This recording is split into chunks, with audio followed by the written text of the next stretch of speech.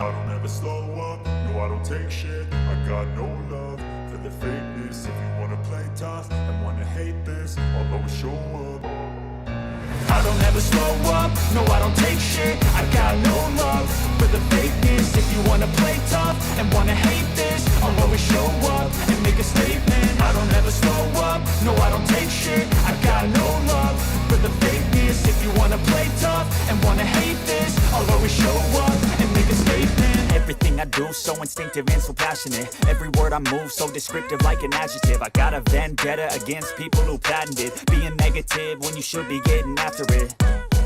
I got facts over tracks, this and that. Spitting slow, spitting fast, I could roast, I could gas. Think I'm okay at last, but I don't know if that can erase all the past. And the pettiness, a reflection of the emptiness. Hilarious, you think you're worth my time, you're delirious. Mysterious, because you hide behind a fake exterior. Inferior, you know I'll always be a bit superior. Get off of me, this ain't no humble brag. I want you to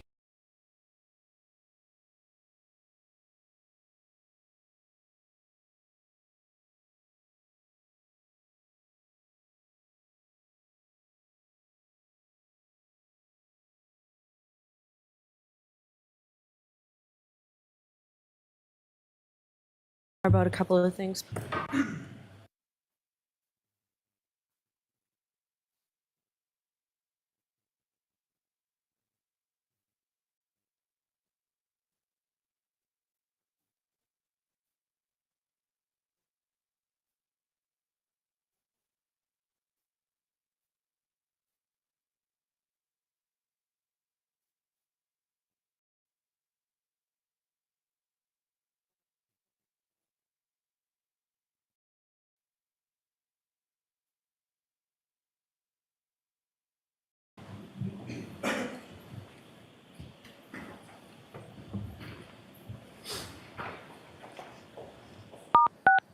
You are unmuted. Jim.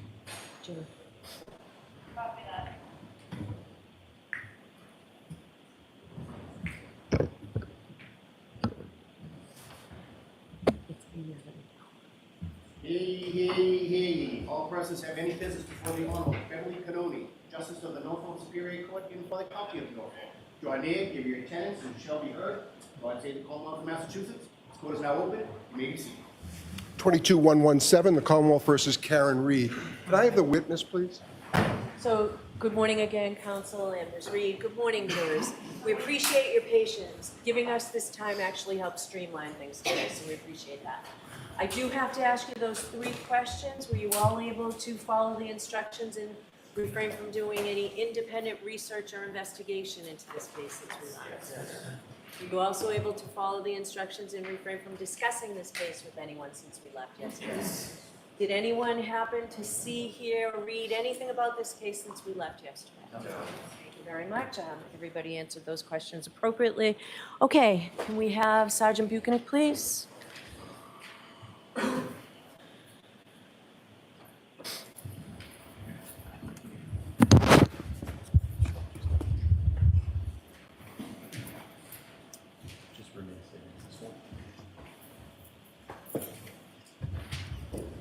You solemnly swear the evidence you give the court and jury in the case down here and should the truth, the whole truth, and nothing but the truth, so help you God. I do. Thank you.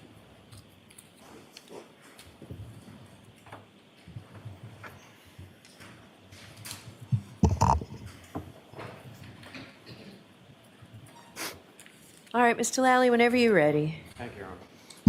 Good morning, sir. Good morning, sir. Circle back just to a couple things that from your testimony from yesterday. Going back to the video that you reviewed from both C.F. McCarthy's and the waterfall. In total, from those 2 videos, how many drinks did you observe the defendant consuming over her time? The video shows 9 drinks being consumed by the defendant. And that's between when she arrives at C.F. McCarthy's until the time that she leaves the waterfall, is that correct? That is correct. And if I could turn your attention to the ring videos from One Meadows Avenue, Mr. O'Keefe's residence. From the videos that you observed, let me ask you first, as far as, do you know how those cameras work as far as when they turn on and when they turn off? My understanding is that Ring surveillance video is triggered to be recorded through motion.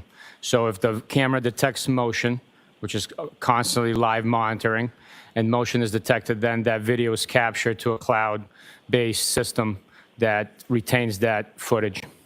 And from your review of those videos, what kind of motion would set those off? Like what kind of things would be recorded from the driveway camera? Be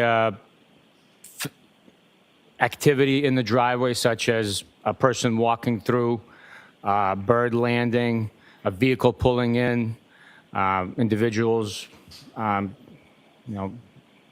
moving around in the driveway, and so forth. And the search warrant that was applied for was any and all videos between January 24th and January 30th, correct? For one of the search warrants, that's correct, yes. And with respect to that time frame, what, if any, activity based on information that you had received was not available or was not shown on those Ring videos?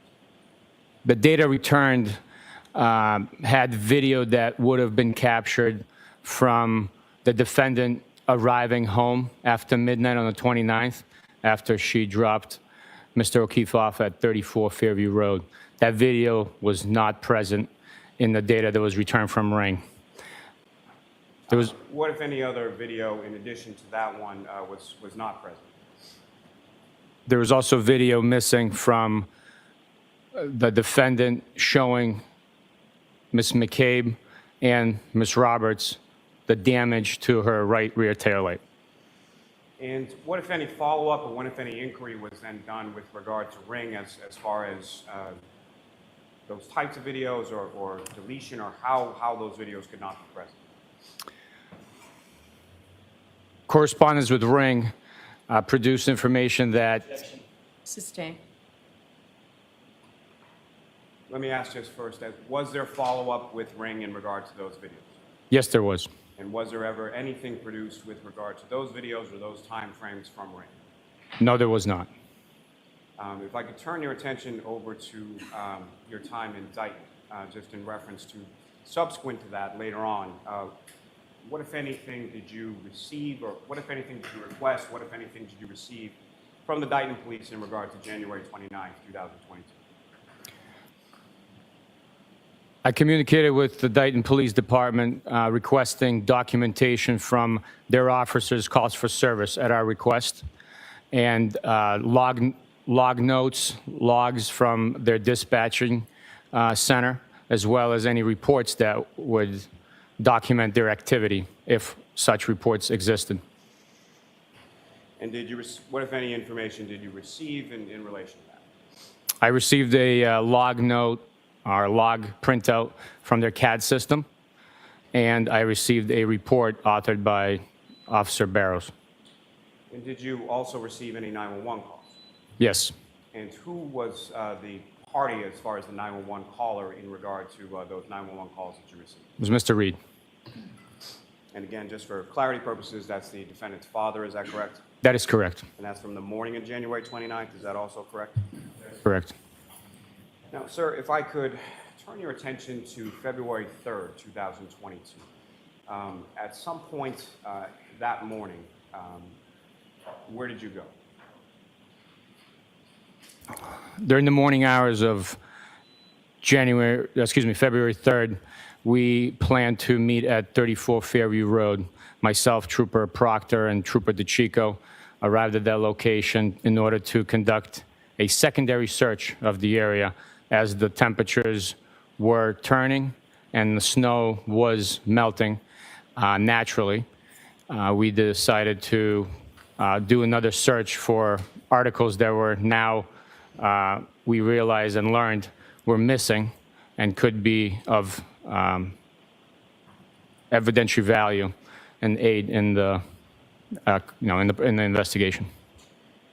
And with respect to going to 34 Fairview Road, what, if any, tools or what, if anything, did you bring with you, you and the other troopers, in regard to conducting that secondary search? I requested the troopers bring shovels, rakes, anything like gardening items that would help them to dig through the snow and locate any missing items. And as far as the temperature change that you're talking about, how precipitous a change are we talking about? The temperatures went above freezing, so the snow did begin to melt, and it was significantly warmer compared to the 18 degrees the night of the incident. Now, you mentioned items of evidentiary value that you had learned of and were looking for. What, if any, clothing items of Mr. O'Keefe were you looking for specifically on February 3rd? We were specifically looking for Mr. O'Keefe's baseball cap. And in addition to yourself, Trooper Proctor and Trooper DeChico, who, if anyone else, did you notify, or who, if anyone, from any other unit within the state police responded that day as well? We requested the assistance of the Crime Scene Services section of the Massachusetts State Police, and Trooper Evan Brent showed up to assist us with documentation of the location and the evidence that we were hopefully going to find. And from those, Trooper Brent arrived and took photographs, is that correct? That's correct. And when was it that Trooper Brent arrived in relation to your arrival? I believe he was already present when we pulled up, but I'm not sure to his exact time of arrival.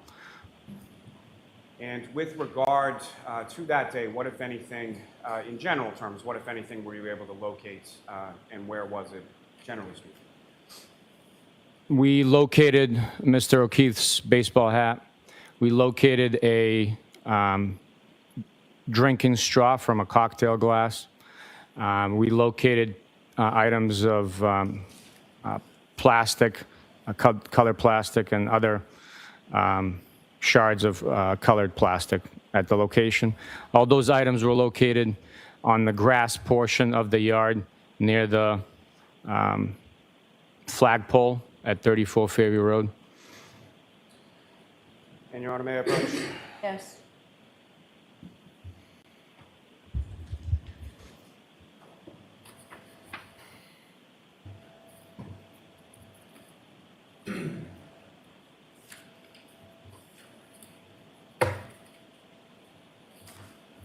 Your Honor, may I have a moment? Yes.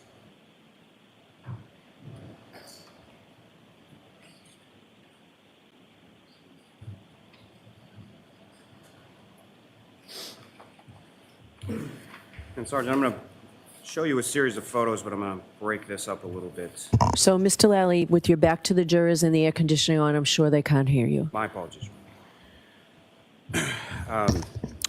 So, sir, what I'm going to do is I'm going to show you some photographs, a series of them, but I'm going to break them up a little bit just to make it Okay, sir. hopefully quicker.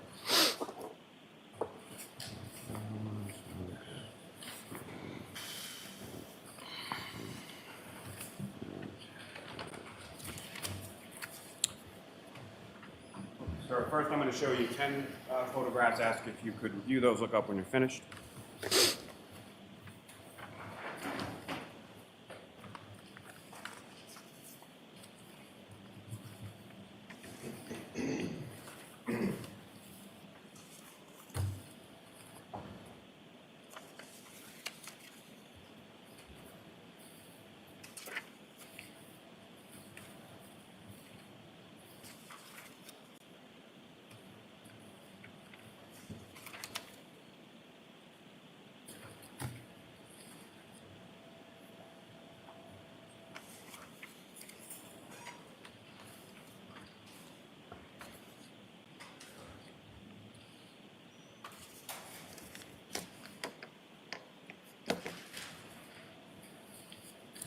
Thank you. Do you recognize those, sir? Yes, I do. And what do you recognize those to be?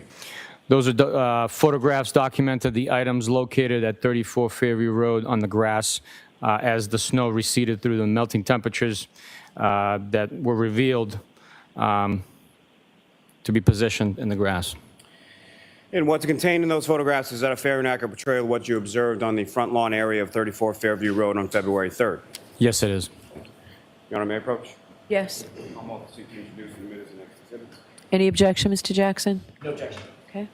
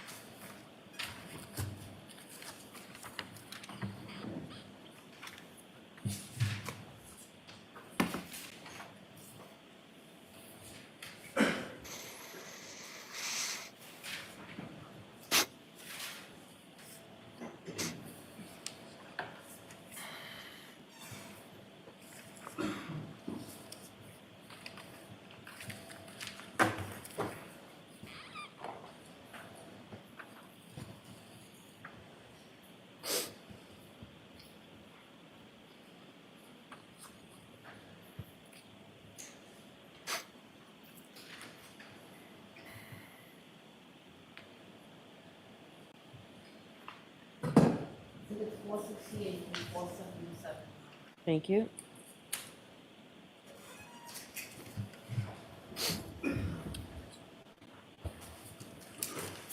And Your Honor, with the court's permission, if I could just ask to publish some of these photos. For the Yes.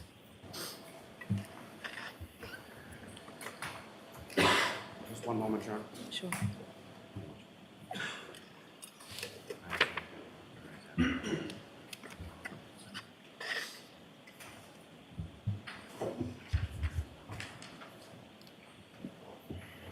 And Ms. Gilman, if I could start with photograph 7659.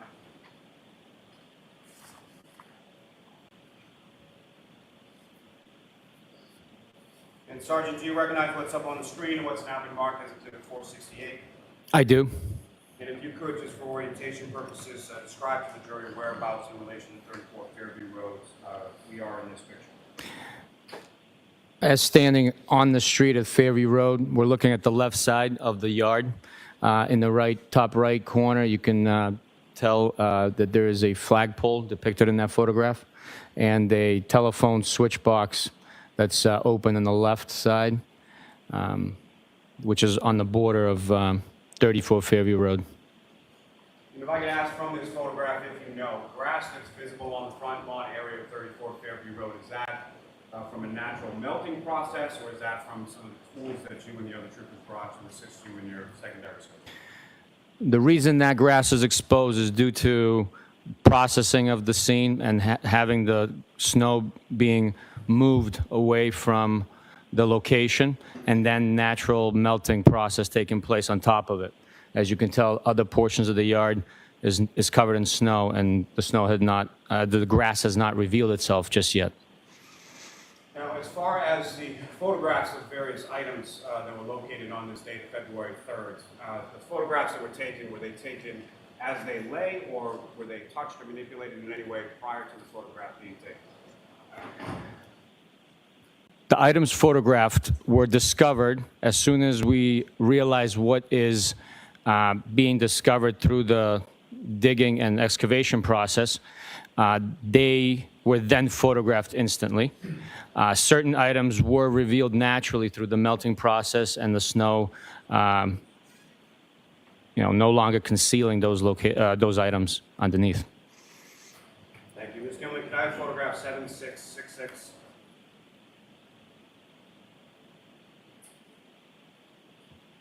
And again, sir, do you recognize what's up on the screen? It has now been marked as Exhibit 470. I do. And what do you recognize that to be? That is a clear black and red piece of plastic. And Ms. Gilman, if I could have photograph 7669.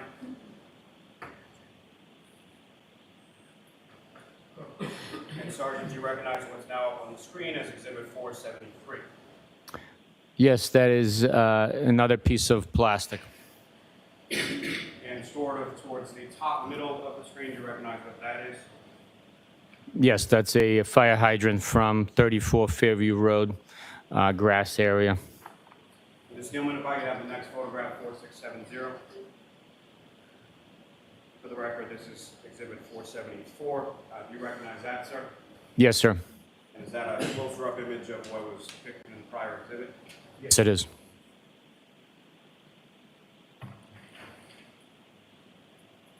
And Ms. Gilman, if I could have photograph 7672.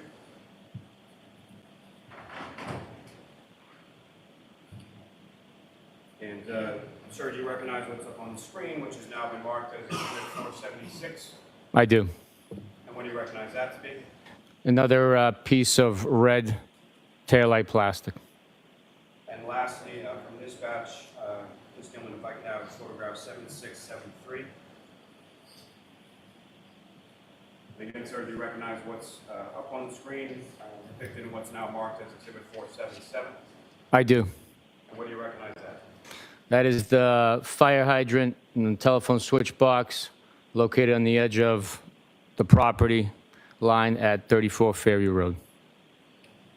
Now, the photographs that I had just placed before you, having had a chance to review those, I have. and do you recognize what's depicted in those photographs? I do. And what do you recognize those to be? the property at 34 Fairview Road, left corner towards the street, capturing the flagpole and the telephone switch box. May I approach, Your Honor? Yes. Commonwealth will seek to introduce and admit as the next 10 exhibits. No objection. Okay.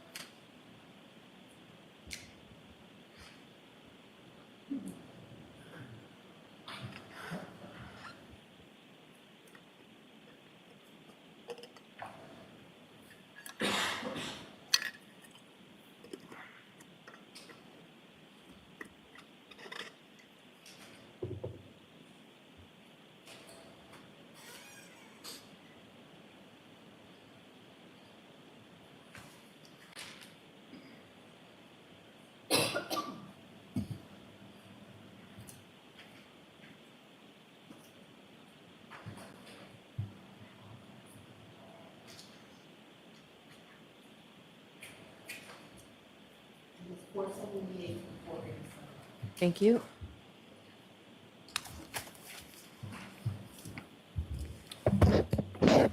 Your Honor, with the court's permission, if I could publish a few of the photos from this set. Okay.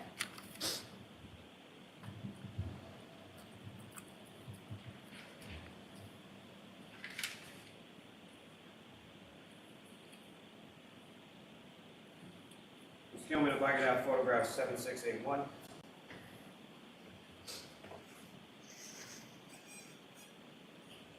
Sergeant, do you recognize what's up on the screen? It has now been marked as Exhibit 481. I do. And if you could describe to the jury what's depicted in this photograph. A red piece of plastic. And Ms. Gilman, if I could have the next one, 768. Can you use the pointer to show us where that is, please? Yes, Your Honor. All right, thank you. Ms. Gilman, 7682. And Sergeant, do you recognize what's depicted on the screen and has now been marked as Exhibit 482? I do. You know what, I'm going to see counsel at sidebar for just a minute, please.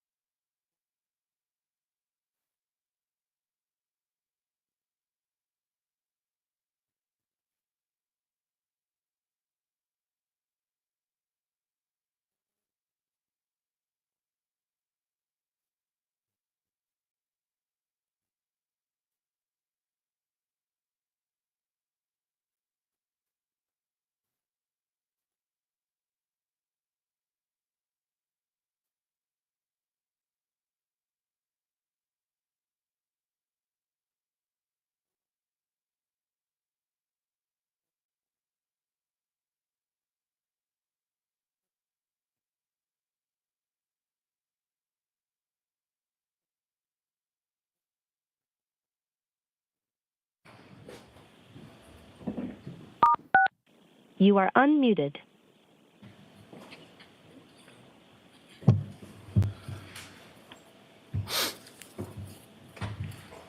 I'm sorry, Ms. Gilman, 7682. And Sergeant, do you recognize what's up on the screen as Exhibit 482? I do. And what do you recognize that to be? Is A red piece of plastic. that the same piece of plastic, the closer-up image from the prior exhibit? Yes, it is. And Ms. Gilman, if I could have photograph 7684.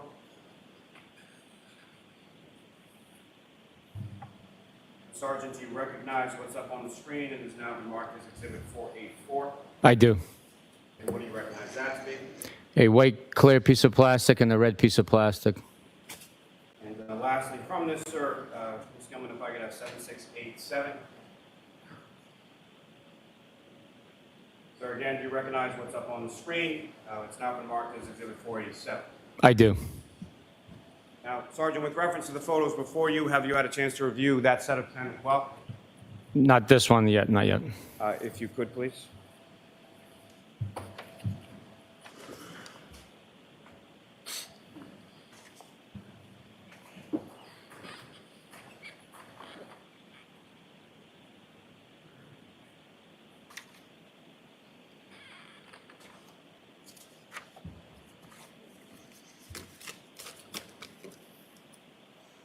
And Sergeant, do you recognize what's depicted in those photographs? I do. What do you recognize those to be? Items that were located in the street, being the black cocktail drinking straw, and then black pieces of plastic, molding plastic, and clear pieces and molding from taillight. May I approach, Your Honor? Yes. I'm off to seek to introduce and admit as the next exhibit. Any objection, Mr. Jackson? None, Your Honor.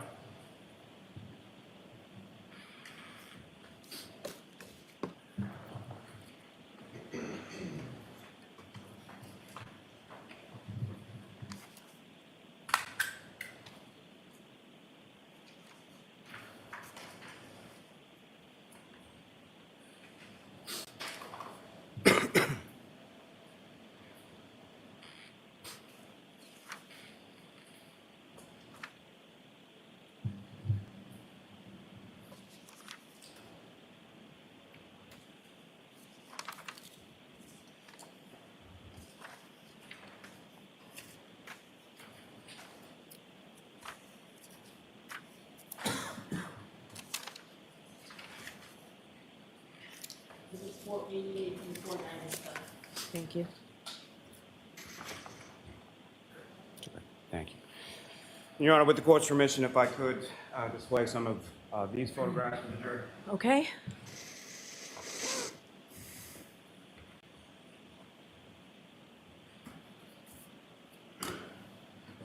Ms. Gilman, if I could have 7688.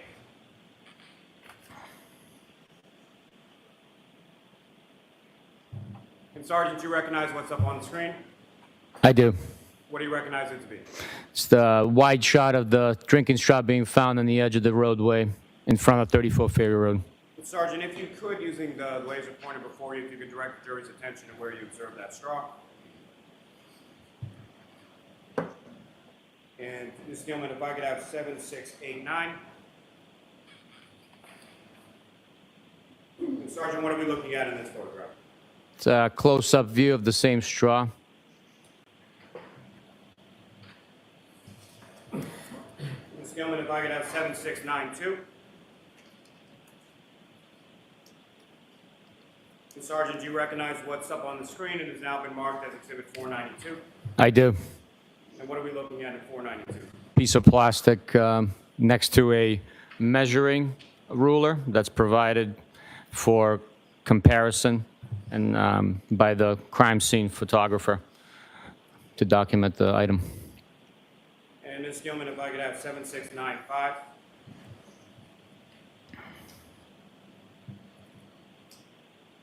For the record, this is now Exhibit 494. Sergeant, what are we looking at in 494?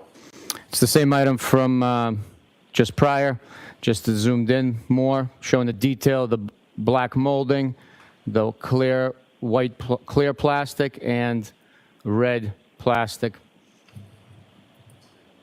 Sergeant, as far as those photographs before you, have you had a chance to review those?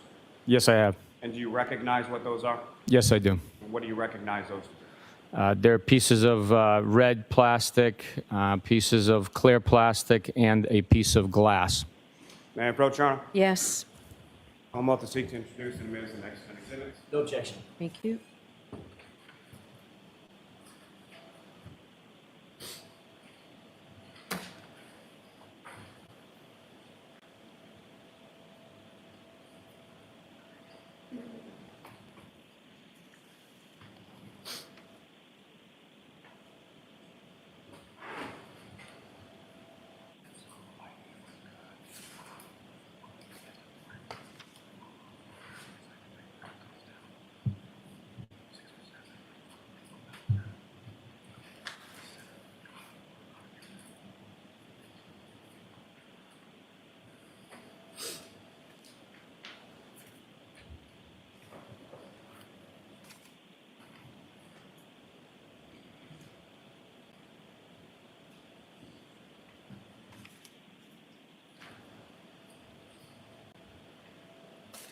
It's 498 for 508. Thank you. Thank you very much.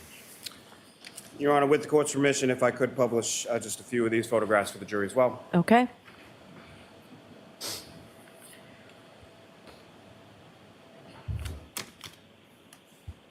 And Ms. Gilman, if I could have photograph 7700. For the record, this is now Exhibit 498. Sergeant, if you could describe to the jury what we're looking at here. We're looking at a red piece of plastic next to a measuring ruler on the edge of the grass on the property at 34 Fairview Road by the road. And if you could, sir, using that laser pointer, just direct the jury's attention to where you observe that item to be within this photograph. Right there. Ms. Gilman, if I could have photograph 7705.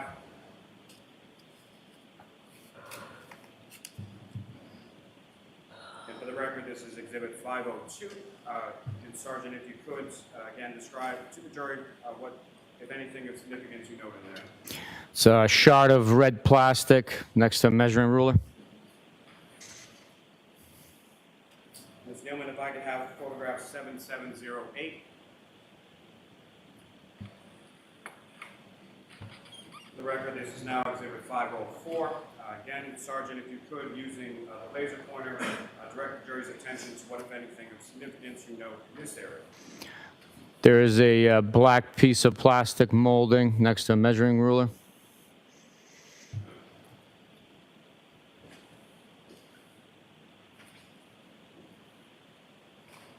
And lastly, from this set, Ms. Gilman, exhibit, excuse me, photo number 7712.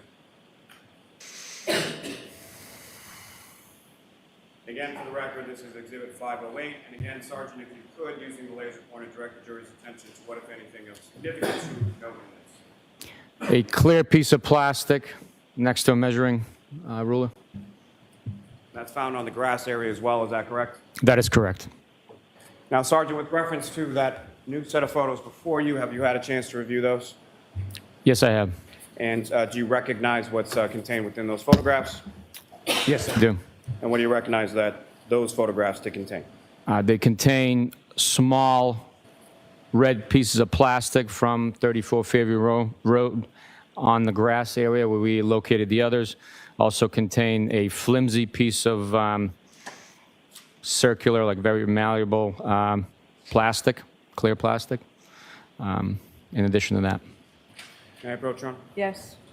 Come on, seek to introduce the amendment to the next 10 exhibits. No objection. Thank you.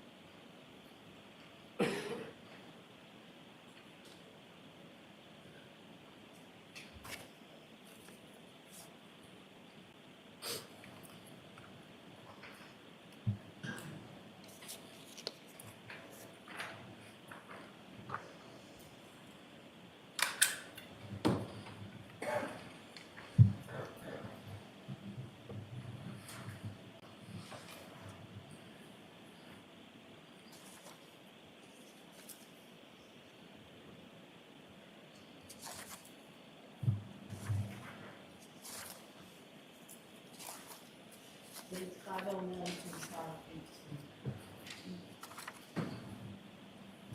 Thank you. And Your Honor, may I publish some of these photos for the jury? Yes.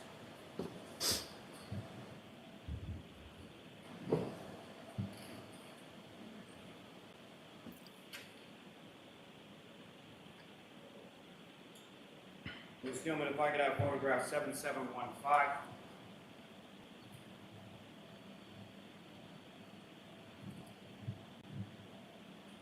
For the record, this is now Exhibit 511.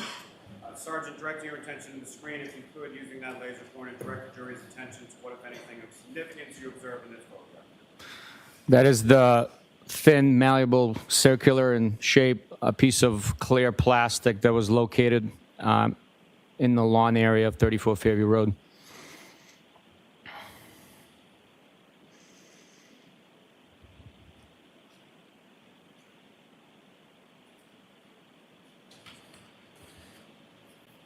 Now, lastly, Sergeant, there's that set of photos that I just placed before you. Have you had a chance to review those? Yes, I have. And do you recognize what's depicted in those photographs? Yes, I do. And what do you recognize those to be? There are items. Those are items recovered in the lawn at 34 Fairview Road. Those items are a shard of glass, a BPD baseball hat with an American flag, and stains of blood. Your Honor, may I approach? Yes. I'm off to introduce the minutes the next 16 No objection. exhibits. Sorry, no objection.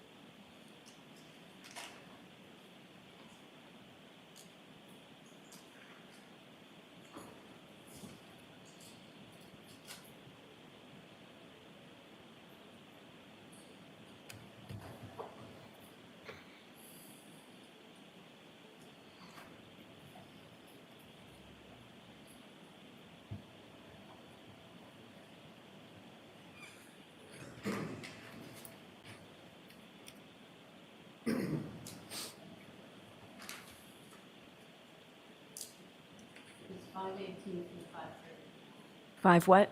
At the end. Thank you very much. Thank you. And Your Honor, with the court's, I'm sorry. Jim. Your Honor, with the court's permission, may I publish some of these photos for the jury as well? Yes.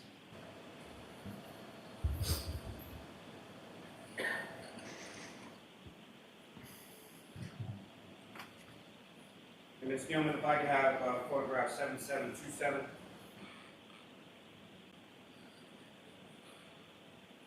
For the record, this is now exhibit 520. And again, Sergeant, if you could direct the jury's attention to what, if anything, of significance you observe in this photograph. I observed a shard of glass next to a measuring ruler. And Ms. Gilman, if I could have 7729. For the record, this is exhibit 522. And again, Sergeant, if you could describe to the jury what we're looking at here. It's a larger piece of red plastic with black molding around the edge, located next to the telephone switch box on the grass area at 34 Fairview Road. And Ms. Gilman, if I could have photograph 7733.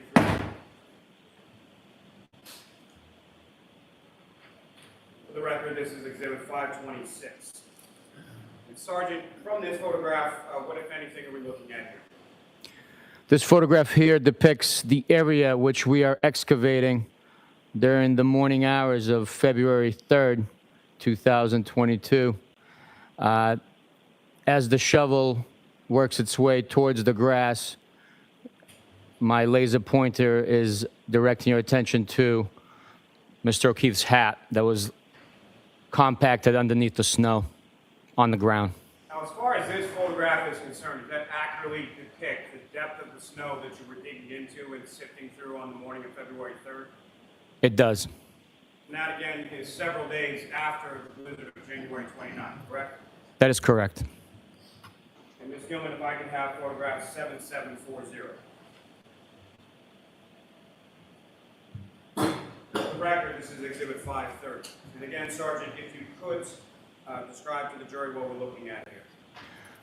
We're looking at Mr. O'Keefe's hat on the grass, pressed down and compacted to a flat surface underneath the snow. which has been excavated around it. Thank you very much. Ms. Gilman, you can take that down. Thank you, Mr. Hobbs. Thanks, Jim. Sergeant, on February 3rd, 2022, is that the first time that you had been at 34 Fairview Road? Yes, it is. And with respect, if I could turn your attention briefly to the following day of February 4th, did you have occasion to go back to 34 Fairview Road on that day? Yes, I did. And what brought you to 34 Fairview Road on February 4th? Having excavated those items on the 3rd, I directed the troopers in my office, who obviously reside in the communities around us, to make a point to travel by that location every day on the way to work and every day on the way home.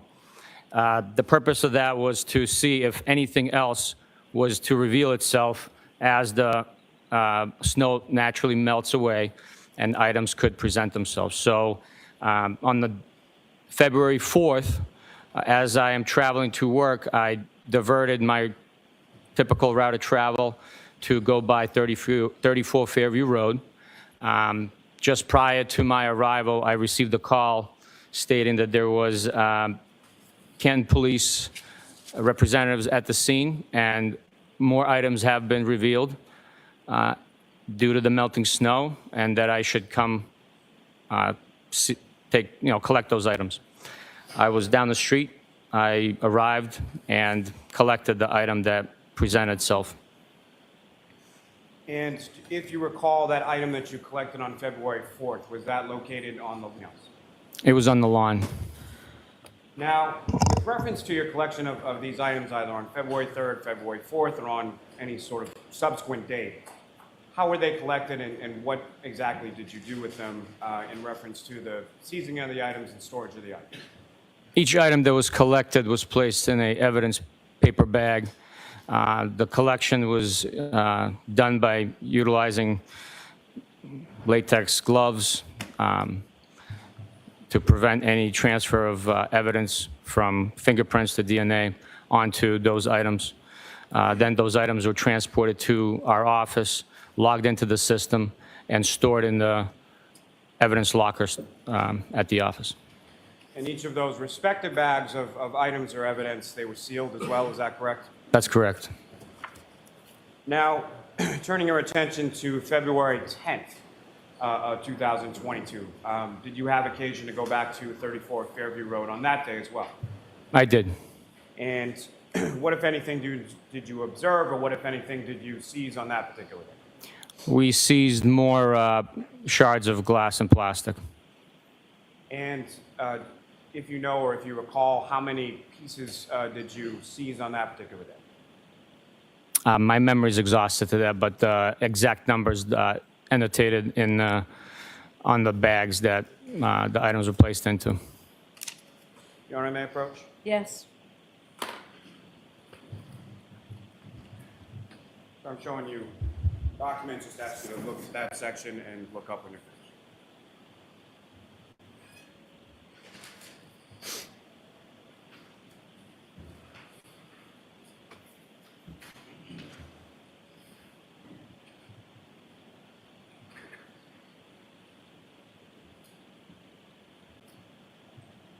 Your Honor, may I approach? Yes. Sergeant, is your memory refreshed as to how many items or what the items were that you recovered on February 10th? Yes, it is. And what were those items and how many, sir? There was 6 items of clear red and black plastic and 14 items of plastic and glass. Now, in addition to the dates that you were present at 34 Fairview Road and recovered items, them being February 3rd, February 4th, and February 10th, were there other dates that you're aware of that items were recovered by troopers that you supervised? Yes. And if you recall, what were those dates? The dates were January 29th, February 11th, and February 18th. Were there items recovered on February 8th as well? Yes. Now, as far as your direction or having, let me first start with you. So on the dates that you were there, February 3rd, 4th, and Were you alone on those dates, or were there other troopers with you when you were there? On the 4th, I was alone as far as state police personnel. There were other Canton law enforcement representatives at the scene with me as I collected that one item.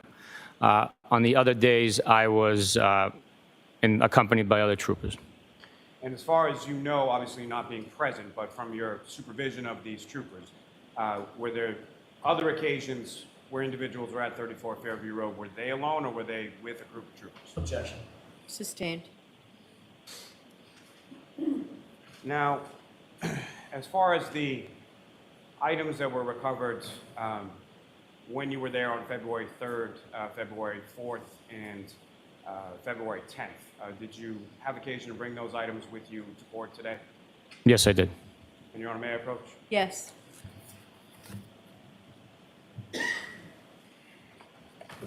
So I'm presenting you with a box. First, just ask if you recognize that box. I do. And what do you recognize that? It's the box storing items logged into evidence as they relate to this case. And, Your Honor, with the court's permission, may the sergeant open the box? Yes. Thank you.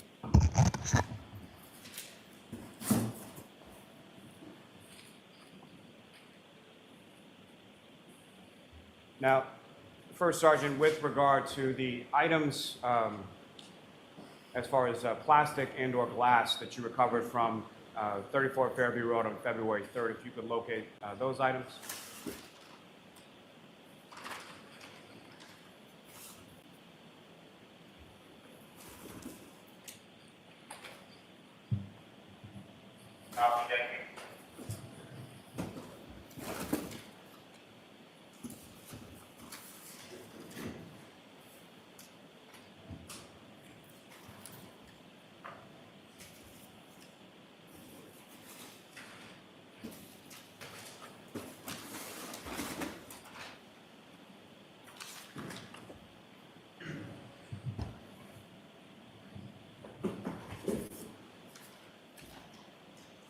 And Sergeant, with respect to each of those bags, they contain items of evidentiary value, whether they be plastic or glass, that were recovered on February 3rd. Is that correct? That's correct. And I'm sorry, how many bags in total do you have there before you?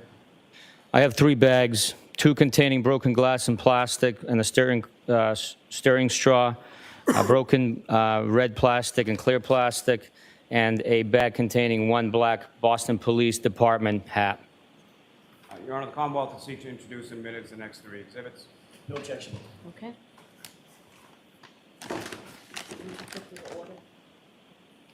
No particular order.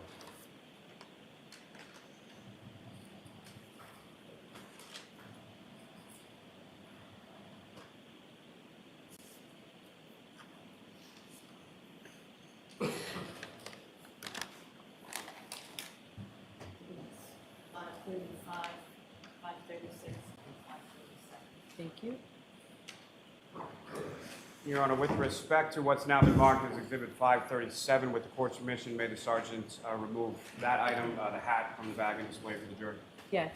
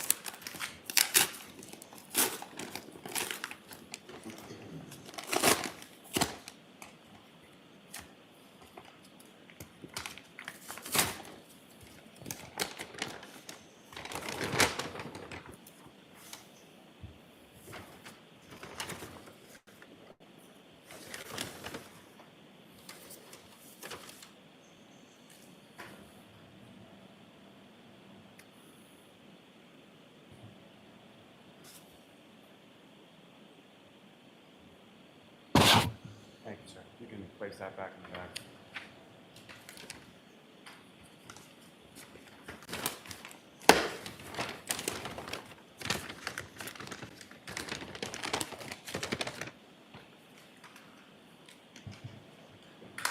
Sergeant, from your observations of Mr. O'Keefe on surveillance video from both C.F. McCarthy's and the waterfall on January 29th, what, if any, similarities did you observe between the hat that you just displayed and located on the lawn of 34 Fairview Road and the hat Mr. O'Keefe is wearing in those videos? It appears to be the same exact hat. Now, Sergeant, with reference to the box of other items, if you could remove what, if any, items you recovered and seized from 34 Fairview Road on February 4th.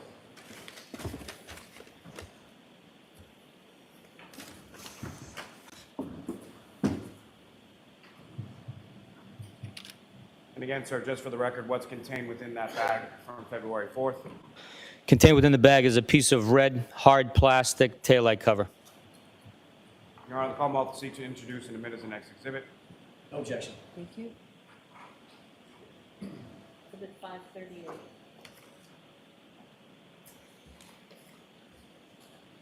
And lastly, Sergeant, with regard to the box, if you could remove the items that you seized from February 10th, 2022.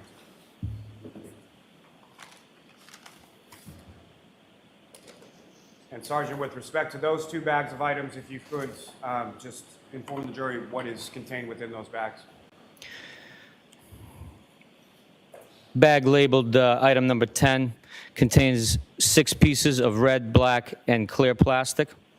Bag labeled number 11 is containing 14 pieces of glass and plastic fragments. Thank you, Sergeant. Your Honor, the Commonwealth will seek to introduce and admit as the next two exhibits. Any objection, Mr. Jackson? I'm sorry. No, Your Honor. Thank you.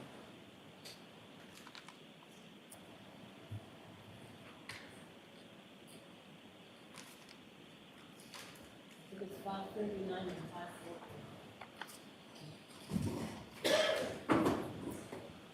I'm sorry. Was that 539 and 540? Yes. Thank you, sir.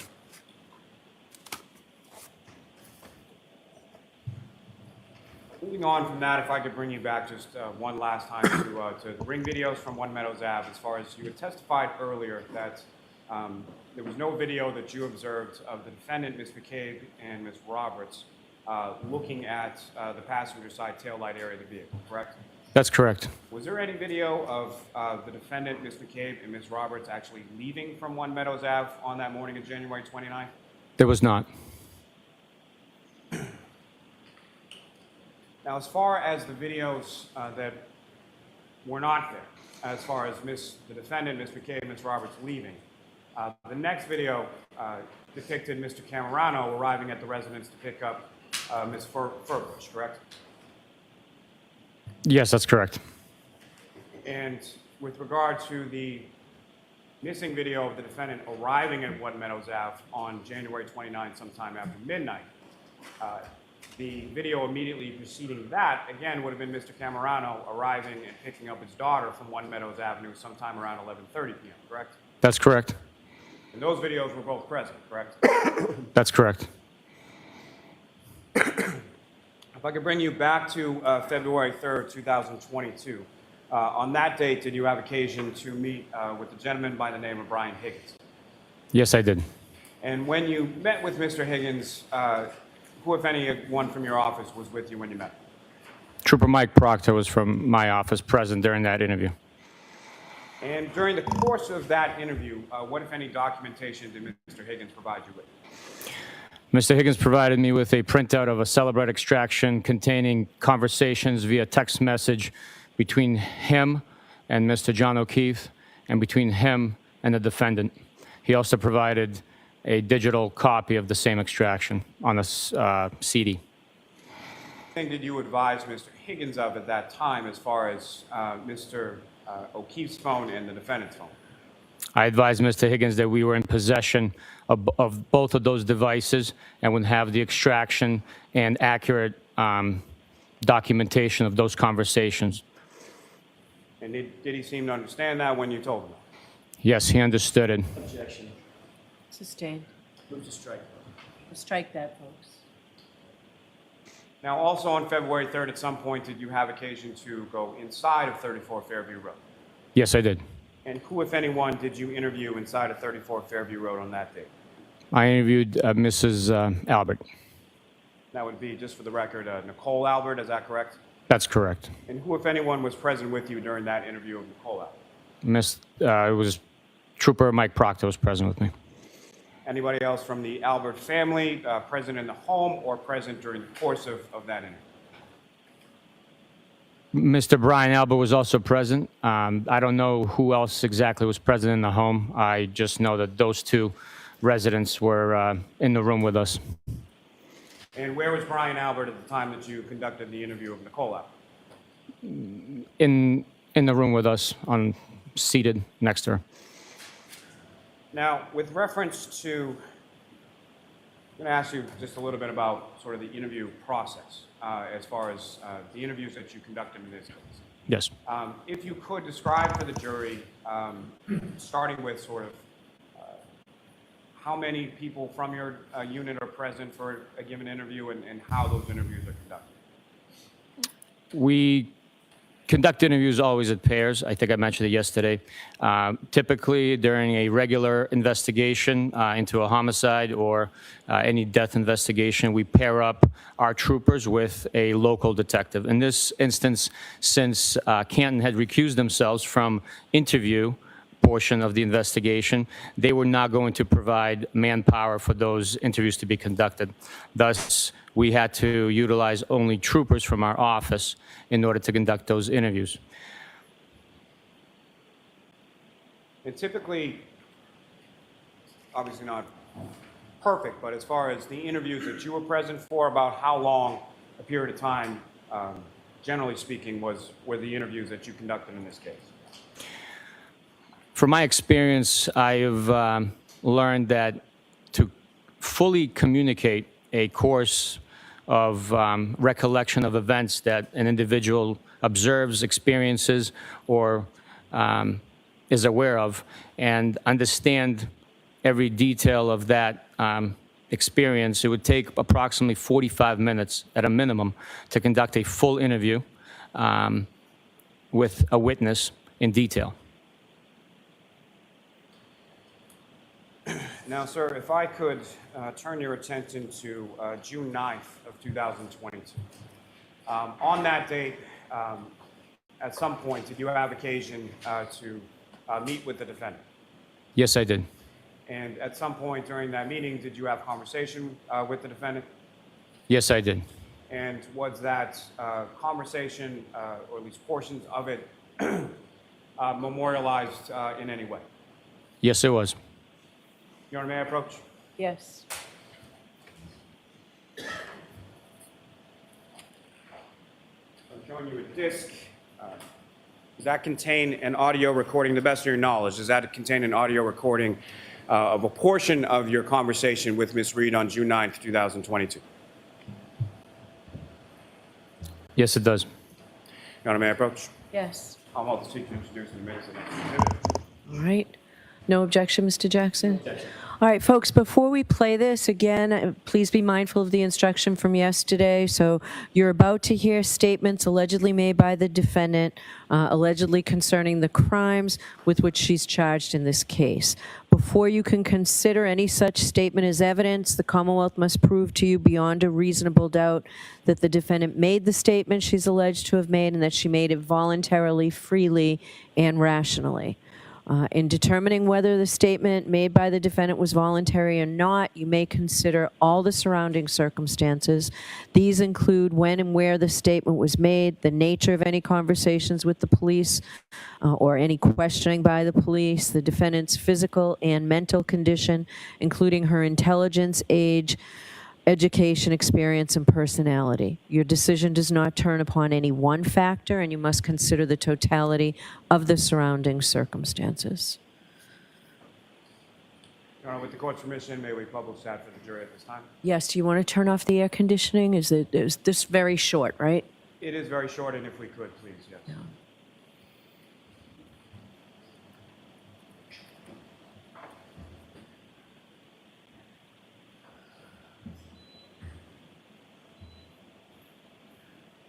And this is just audio, correct?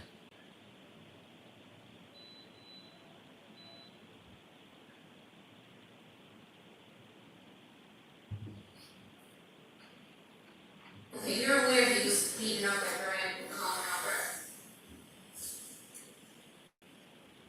I mean, we're all in on the same joke, right? My tail end was cracked and John was pulverized. Thank you. Now, Sergeant, upon hearing that statement from the defendant, what was your reaction? Objection. Sustained. Upon hearing that statement, what, if anything, did you do?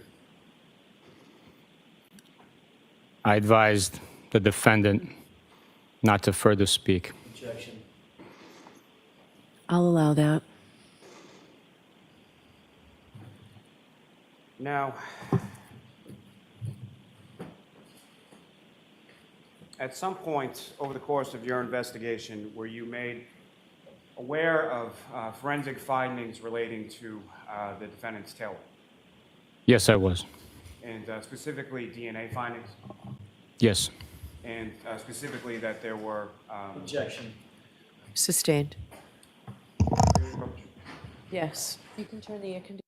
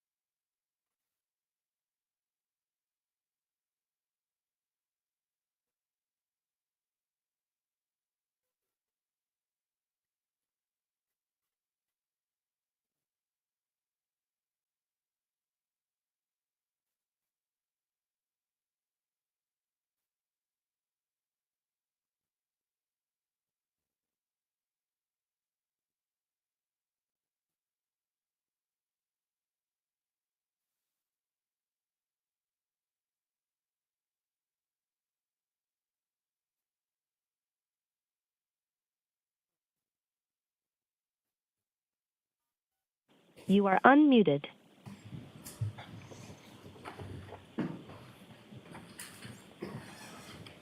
I'm back. Have one moment. Yes.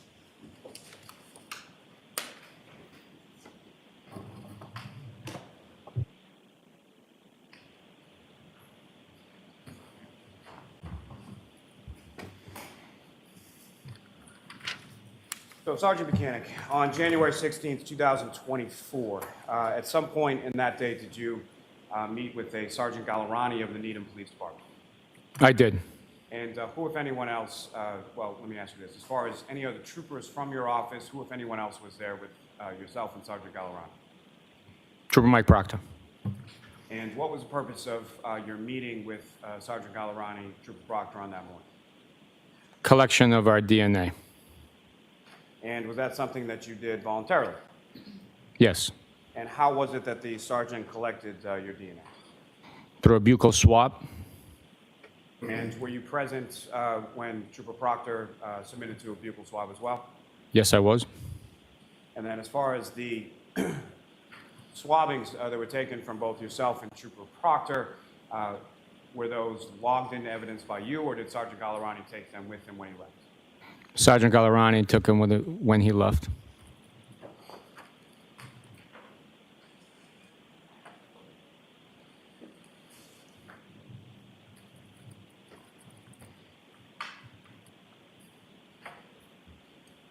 Your Honor, may I approach? Yes.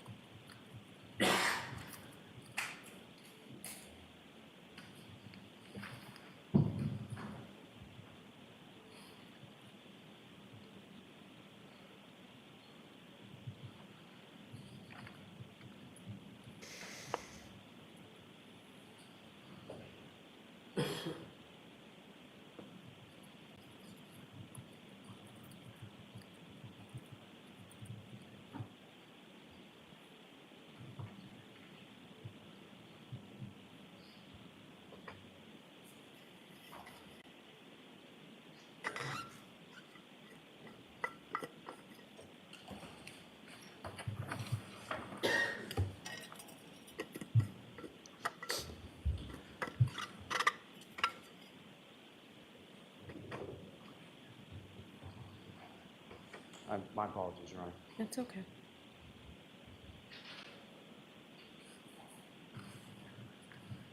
Thank you very much, Sergeant. Your Honor, I have no further questions. Okay. Cross-examination? Thank you, Your Honor.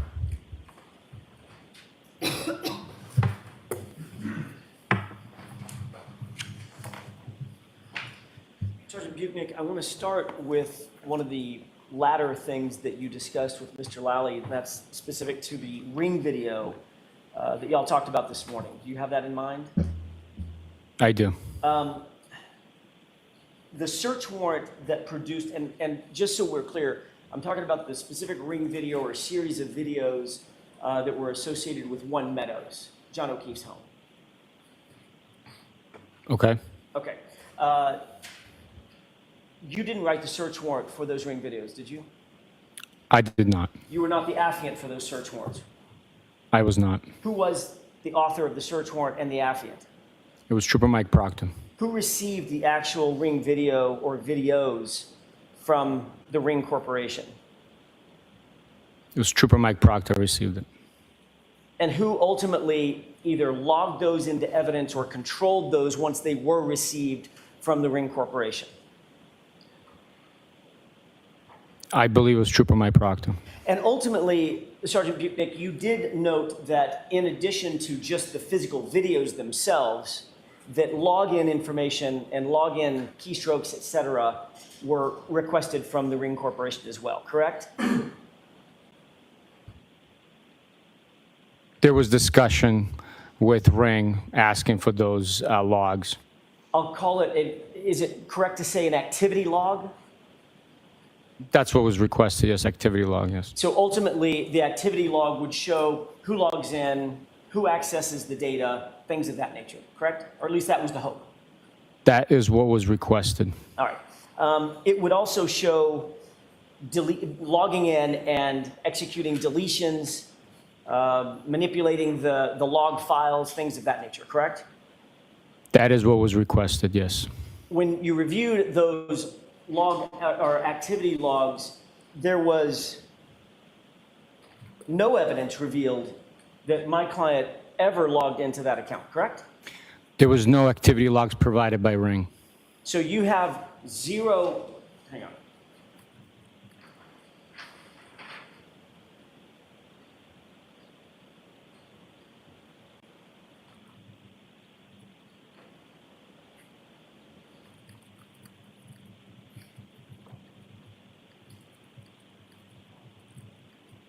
Isn't it true that Ring contacted Trooper Proctor and indicated that they had created a Dropbox folder that contained the evidence that had been sought in the search warrant? Objection. Sustained. Isn't it true that the search warrant return specified account information, video recordings, and number 3, activity logs associated with the video recordings for all times displayed in UTC? I'm not aware of that, no. Do you recall that activity logs were in fact provided from the Ring Corporation? I do not recall that, no. Okay.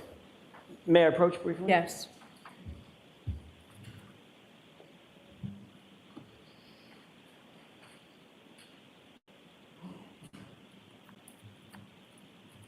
Take a look, Sergeant, at that paragraph, which my finger's on. It's about the 3rd paragraph down the middle of the page, and review that to yourself and let me know when you're finished.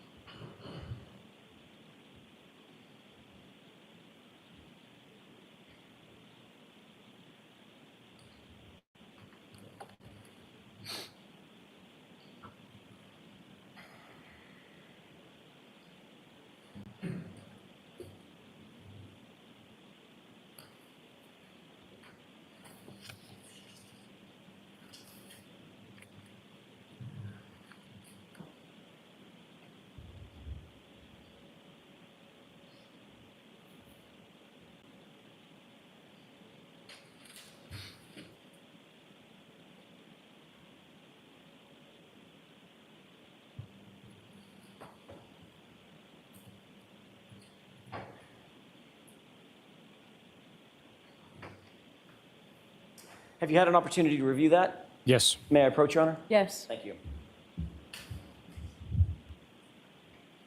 Does this refresh your recollection as to the items received from the Ring Corporation? That is the first time I saw that document, so it does not refresh my recollection. I simply read it. So do you have a recollection as you sit here that in fact during the course of your investigation, the three items that you received from the Ring Corporation were the account information, the video recordings, and quote, activity logs associated with the video recordings, all times displayed in UTC? To the extent of its availability, as it says in that document. Okay. The long and short of it is, during the entire course of your investigation, you never revealed that investigation never revealed any evidence whatsoever that my client ever even accessed the account information for the Ring account associated with this search warrant, correct? Nothing provided by Ring proved or suggested or proved any evidence of that type of activity, no. Thank you. Trooper Proctor, you were notified. I am not Trooper Proctor. I'm sorry. No, you're not. Sergeant Buchnick. Sergeant Buchanan. How do I say it? Buchanan. I'll give that Can't. a shot. It's fine. Buchanan? Yes. Is that better? That's better. Thank you. If I screw it up again, please. On January 29th, you were notified about a Boston police officer found gravely injured outside the home of 34 Fairview at about 6:40 in the morning. Was that your testimony? That is not. What time were you notified? I was not notified it was a Boston police officer. So you didn't have that information upon the first notification? I did not. Okay, what information did you have? There was a male party in the snowbank, possibly of a heart attack. At what point did you learn that the individual was, in fact, a sworn Boston police officer?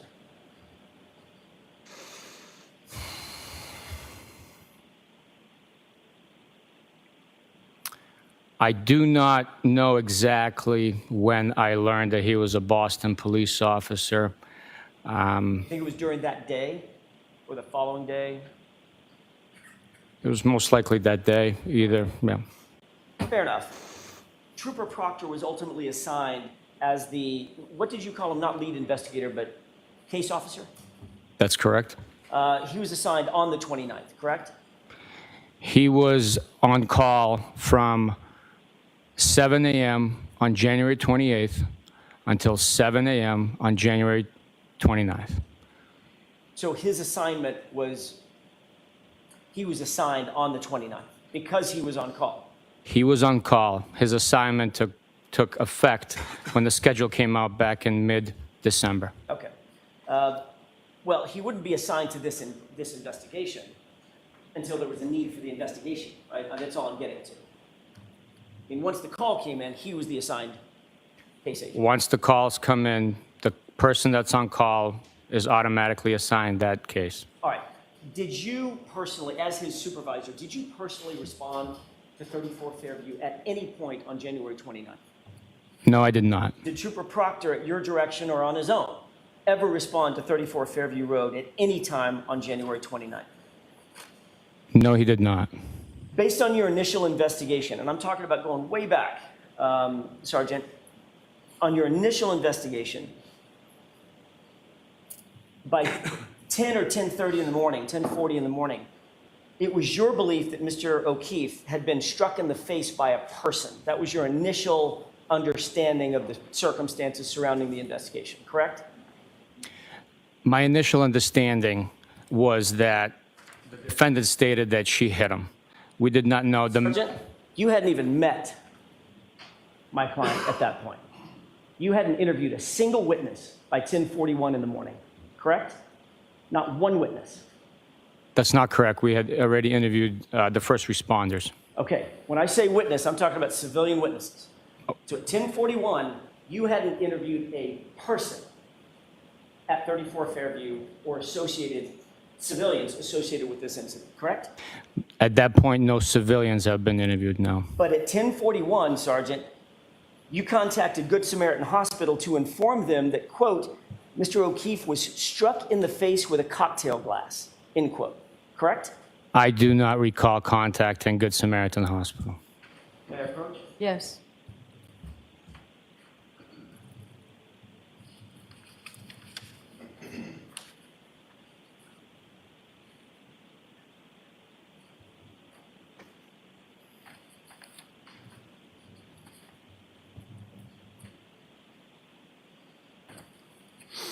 I'd like you to take a look at this document, and if you wouldn't mind, pay special attention to the second page, the bottom paragraph where it's tabbed in pink.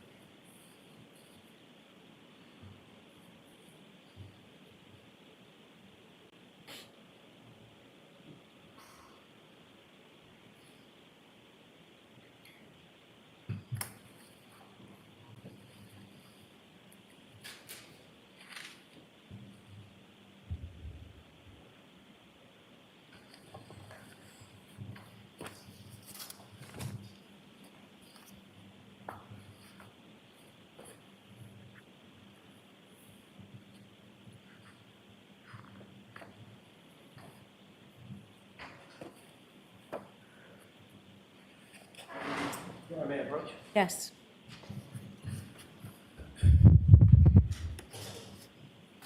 Thank you, sir.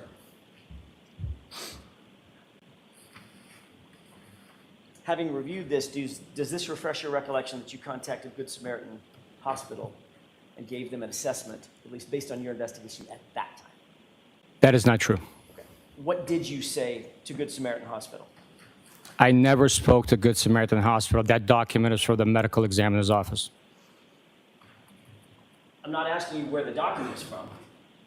I'm asking you if the document says Trooper Yuri Buchanan called back at 10:41 stating the case is now being treated as a suspicion. The objection sustained. Did you call back to Good Samaritan Hospital and say that the investigation was being treated as a suspicious due to a domestic situation? Did you say that? I never spoke to Good Samaritan Hospital. Did you say that there's a possibility that D was struck in the face with a cocktail glass? Objection. Sustained. Did you ever contact anybody at any medical facility and indicate that the investigation was being treated as a suspicious, in quotation marks, because the victim appeared to have been struck in the face by a cocktail glass? Did you ever say Objection. that? Allow that. Did you ever say that? Yes, Your Honor. Yes, I did say that to the medical examiner's operations desk. Okay, so when I was asking you if you ever sent it to Good Sam, and you said, no, that's not true, that's never happened, you were correcting me on the fact that it happened at the medical examiner's office, not at Good Sam. I responded and answered your question honestly, yes. Okay, so honestly, you did, in fact, at 10:41 a.m., indicate to another professional involved in the investigation that the circumstance was being treated as a physical assault at that point, correct? I communicated our suspicions to the medical examiner's office. And that was at 10:41 or thereabouts in the morning, correct? That's correct. Your initial investigation during those obviously critical hours, the beginning hours, led you to believe that there was at least a good possibility, you indicated that you made a phone call, that it was a physical altercation that led to John O'Keefe's death, correct? That's correct, yes. What steps did you take, sir, in those moments, to determine whether someone in the house at 34 Fairview may have been involved in that physical altercation that you suspected at the time? As investigations develop, we followed the evidence and statements made. The steps I took was Trooper Proctor and I proceeded to an eyewitness who was also present at the scene when the victim was discovered and interviewed Ms. McCabe. And prior to that, prior to interviewing Ms. McCabe, by the way, that was at Ms. McCabe's home, correct? That's correct, yes. Even though you believed that there may have been a physical altercation, you didn't ask anybody to come down to the station. Is that right? Any of the witnesses? That's correct. And you did not seek to actually go to the physical location of 34 Fairview in those next few hours, That's correct. or the next few days, correct? Not myself, no. Okay. As a matter of fact, Trooper Proctor did not either, did he? No, he did not. You didn't secure the interior of the house as a potential crime scene. You certainly know how to do that, right? That's a cop-out question. Do you want me to answer whether I did it or whether I know how to do it? Well, I'll ask the question. If you can answer it, please answer it. Okay. Can you answer that question? I can answer that question. Why don't you answer both of them then? First portion is we did not secure the home as a crime scene. And the second portion, yes, I do know how to do that. And you didn't, as a Massachusetts State Police official, you didn't secure the outside as a crime scene either, did you? I did not know. To your knowledge, nobody else from Massachusetts State Police ever did either, did they? Yes, they did. How was that done and when? When members of our office and the CERT team responded to that location and secured the front yard grass area and processed it. That was at 5:45, 6 o'clock that night on the 29th? I believe it was earlier, but I was not present, so I can't testify to the time. So you don't know personally what they did to quote unquote secure or not secure the crime scene. You know they searched it, but in terms of securing it as a crime scene, you don't have personal knowledge to that. I was not present. Okay. You never took any photos of the interior of the house, correct? I did not know. You never caused CSSS to go inside the house and process that house as a potential crime scene, correct? I did not, no. No forensic criminalist at your direction ever went into 34 Fairview? No, they did not.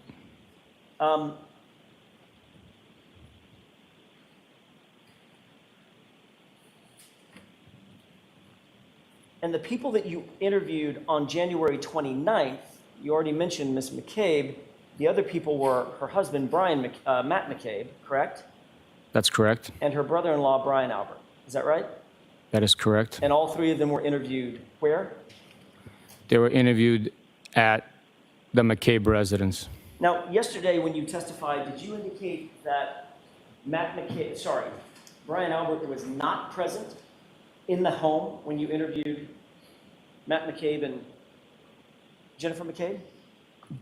He was not present in the dining room when we were interviewing each individual separately.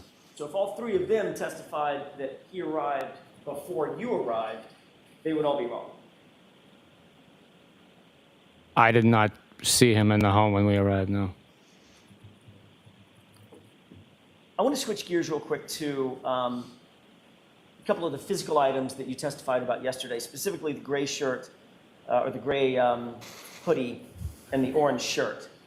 You and Trooper Proctor collected both of those items you indicated from the floor of the hospital at Good Samaritan, correct? That's correct. You testified that you and Trooper Proctor immediately bagged both of those items. They were sort of sopping wet, I think you said. That's correct. You indicated that the bags were so wet that you had to take the items back out of the bags and then lay them out on, I think you said, butcher paper. Is that right? The items were soaked and wet. They were bagged, double bagged, to prevent leakage of physiological fluids and the moisture coming off of it. And then once they were transported to the office, they were laid out on butcher paper in order to dry naturally. So you went from Good Samaritan directly to Dighton, correct?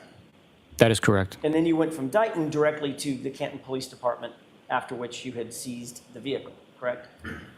And the phone. We seized the phone and the vehicle in Dighton and then followed the tow truck straight to the Canton Police Department. So at some point, if you had received or gathered the wet clothing at Good Sam, went from Good Sam to Dighton Canton PD, at what point that evening did you finally get those items of clothing out and laid out to dry? It was late that night, around 10 or so. So where were the items in the meantime? They were stored in the back passenger compartment of my pickup truck. In those double bags. Correct. Who took control of the items to then lay them out late that night at the office? I do not recall. Is that you or Trooper Proctor? I don't recall. I don't remember. At some point, obviously, it was getting late. You'd been on duty for a long time that day. You went home at some point, correct? At some point, yes. Did you wait for those clothes to dry before you went home, or did you leave that in Trooper Proctor's hands?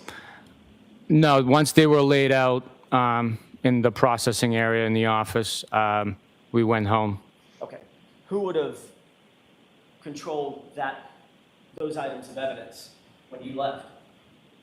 Well, they're under lock and key within the secure area of the district attorney's office, so they're secured. Nobody's in physical control watching guard over them. Who had access to that area?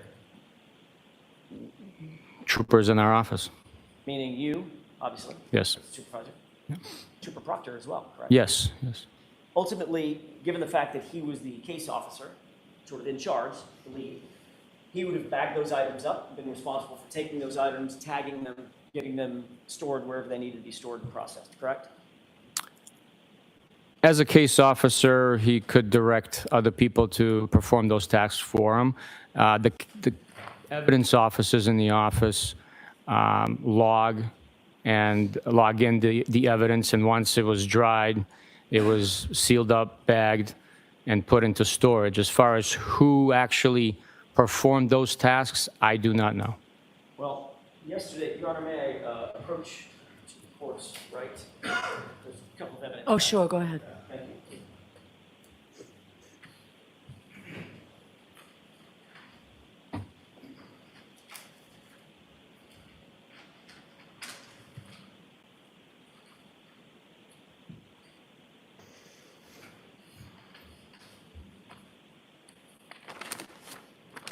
This is not a vision contest. I'll bring these up to you in just a second, but just for familiarity's sake, do you recognize these two bags as bags that you brought to court with you yesterday? They look familiar, yes. Okay. This one has a 437 on it on my right. The one on my left has a 438 on it. May I approach it briefly? Yes.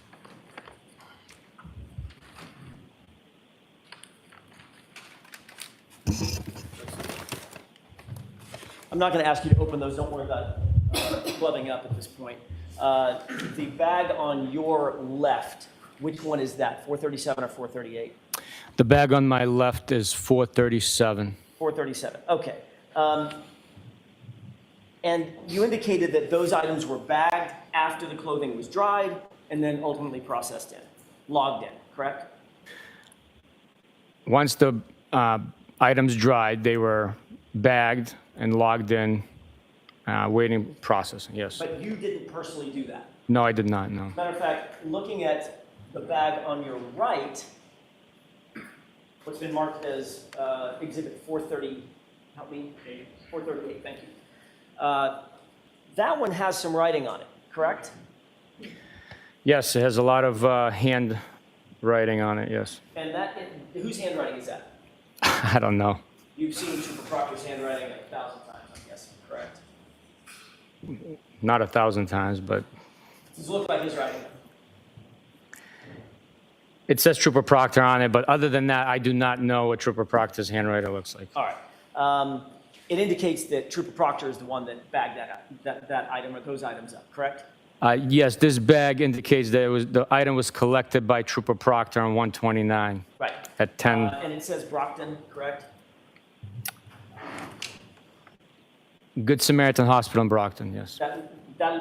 You just took the question out of my mouth. That's where Good Samaritan Hospital is, correct? That's correct. And there's a tag or a printed label, looks like a label maker of some sort, that is on that physical bag, correct? Yes. Before we get to that, what's the description on that bag in handwriting?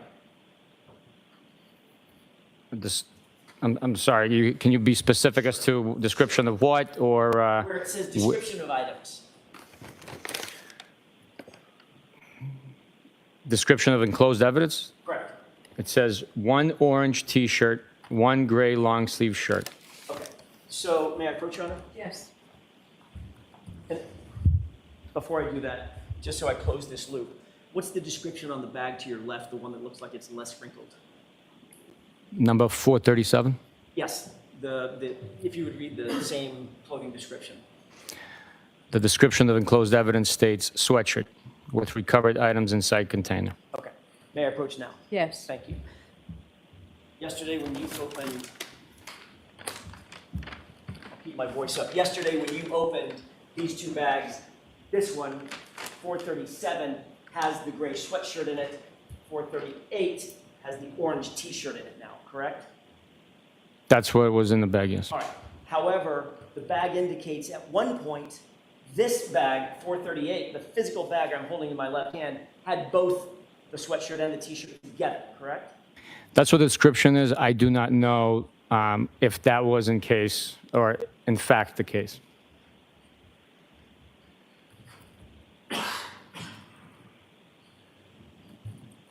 The reason you don't know is because you're not the one that bagged them. Trooper Proctor did, correct? The reason I don't know is I wasn't present during the separation of those items, and I did not observe it taking place, nor was I made aware of how the items were separated or when.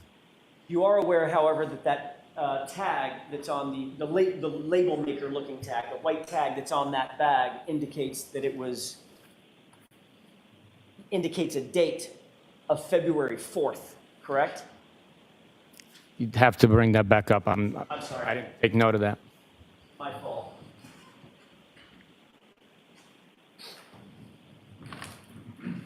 May I, Your Honor? Yes. Just direct your attention to the tag and the date associated with that tag.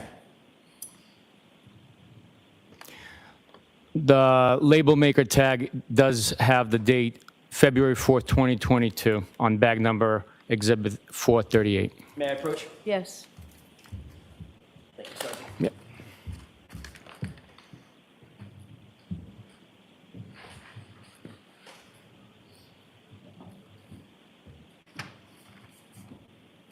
That's obviously 6 days after the item was actually recovered on the 29th, correct?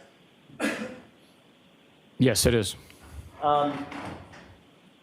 So that indicates, at least based on that tag, that that item was not booked into evidence and processed until 6 days after it was actually recovered on the floor at Good Samaritan Hospital. Is that right? The date indicates February 4th, 2022. Right, and that date would be indicative, in your experience, of the date that it's moved into processing by some other folks, the evidence sergeants or whomever, or the evidence officers rather, or whomever, correct? I can't speak to their procedures as far as when they print the date. That date could be when they printed the label, but the bag might have been tagged otherwise. I do not know that. But there's no other tag on that bag that suggests an earlier date, correct? There's just that one tag from the label maker. My question to you, if you know, sir, and you may not know, is what was happening to these items between January 29th, after you lost sight of them that night on the butcher paper, and February 4th, when that tag indicates that they were first processed? To the best of my knowledge, those items were drying on the butcher paper. For 6 days? If that's what the label maker says, yes, for 6 days. They were soaking wet. And those would have been certainly accessible to and in the possession of the lead case officer in the case, who's Trooper Proctor, right? Yes, if Trooper Proctor needed to review those items, he would have access to those items. Absolutely. And you're also aware that the first actual log of any chain of custody for those items is March 14th, when they were finally submitted 6 weeks later to the crime lab. That is not true. The first actual log of those items is when we collected them from the hospital. Where's the log? I'm talking about a physical log, like sign in, sign out log. Where's the log? It's documented in the reports saying that we collected them. I know that there's a report. Anybody can write a report, right? I could write a report. Doesn't mean anything. I'm asking for a log. Objection. So the objection sustained. Obviously, when items move in and out of people's custody in an official capacity for the Massachusetts State Police, there's a log of that, correct? It's documented, yes. Or at least it should be, correct? It's documented. Where's the log of these items before March 14th? It's documented in the report. There is no log, is there, Sergeant? I do not know. Okay. I want to talk a little bit about some searches that Mr. Lally asked you about, February 4th and February 10th, very specifically. Both of those searches you were involved with out at 34 Fairview, correct? Correct. But, Sergeant, you didn't personally write a report about your conduct at 34 Fairview on either of those 2 dates. In other words, you didn't go back to the station and generate a report yourself. I don't recall doing that, no. There were no photos that you took of the items at the location. I did. Else took photos, correct? I did not take photos of the items. No. Okay. And the first report that indicates anything that happened or was recovered at the location on either February 4th or February 10th, that was first notated in a report dated November 4th, 2023, year and a half, year and several months later, correct? If you say so, I do not know the exact date. That report would have to be presented to me. May I approach? Yes.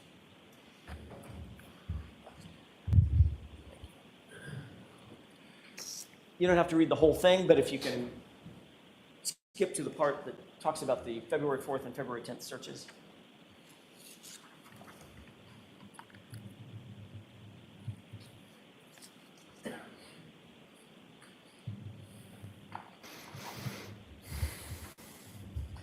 I'm sorry, I didn't realize you were finished already. What's the date of that? Well, let me ask a foundational question. Does that refresh your recollection as to the date of the report that actually talks about the February 4th and February 10th searches? It does. And what's the date of that report, sir? This report is dated November 4th, 2023. Thank you. May I approach? Yes. Thank you. Now, as it relates to those 2 searches, I'd like to ask you a little bit about the February 4th search first. You indicated that you actually responded to 34 Fairview personally, correct? I was responding to that location on my own. I personally responded, yes. Okay. That was because you had received information that Chief Berkowitz had seen something or found something. Is that right? Chief Berkowitz from Canton PD. That is not correct, no. Okay. So when you got there, was Chief Berkowitz there? Yes, he was. You just happened to go by 34 Fairview at the exact same time on the exact same date as Chief Berkowitz, or was that coordinated in some way? There was no coordination between me and Chief Berkowitz. As I testified, I had directed the troopers to go by the location. I planned to go by the location in the morning on the way to the office and in the afternoon on the way home, just to see if any more items would reveal themselves. So that morning, I was actually traveling to that location in order to conduct a view of the area to see if any more evidence had been revealed. Prior to my arrival, approximately while I was on Chapman Street, I received a call indicating that Chief Berkowitz was at the location, yes. And was there also an Officer Lank, a Sergeant Lank? I do not know if Sergeant Lank was there, no. Okay. Chief Berkowitz certainly was there. Yes, And Chief Berkowitz indicated that as he was driving by, he saw a piece of plastic yes. and stopped his car and then started making phone calls. I believe that's what he indicated to the caller, yes. Did you question Chief Berkowitz about why he was driving by the location in the first place?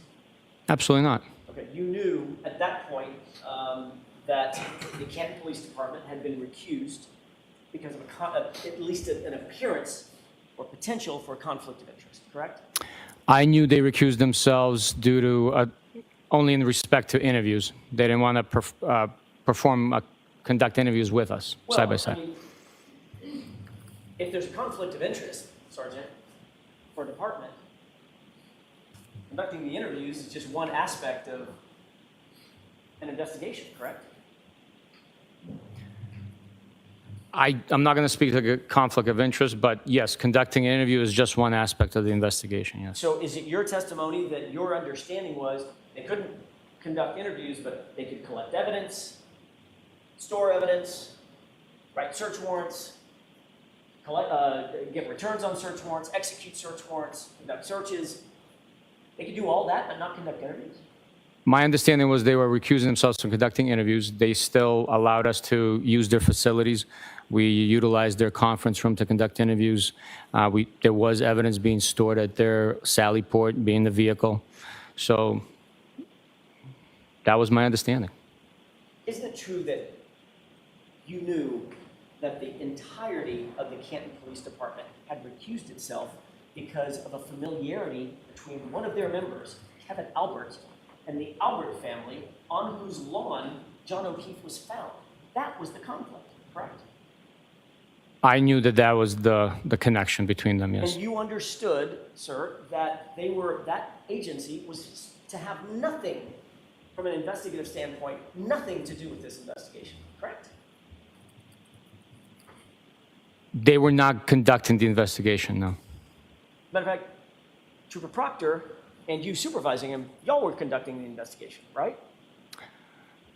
Our office was conducting the investigation. So did you find it unusual or suspicious in any way that the chief of police for the conflicted Canton PD was the person driving by 34 Fairview looking for evidence? Objection. Can you answer that question, Sergeant? He would have to repeat it. There's just so much I can't. It was a little wordy. I'll try it again. Did you find that suspicious? Which part? You have to repeat the whole thing. That Chief Berkowitz from the conflicted Canton PD was at 34 Fairview looking for evidence?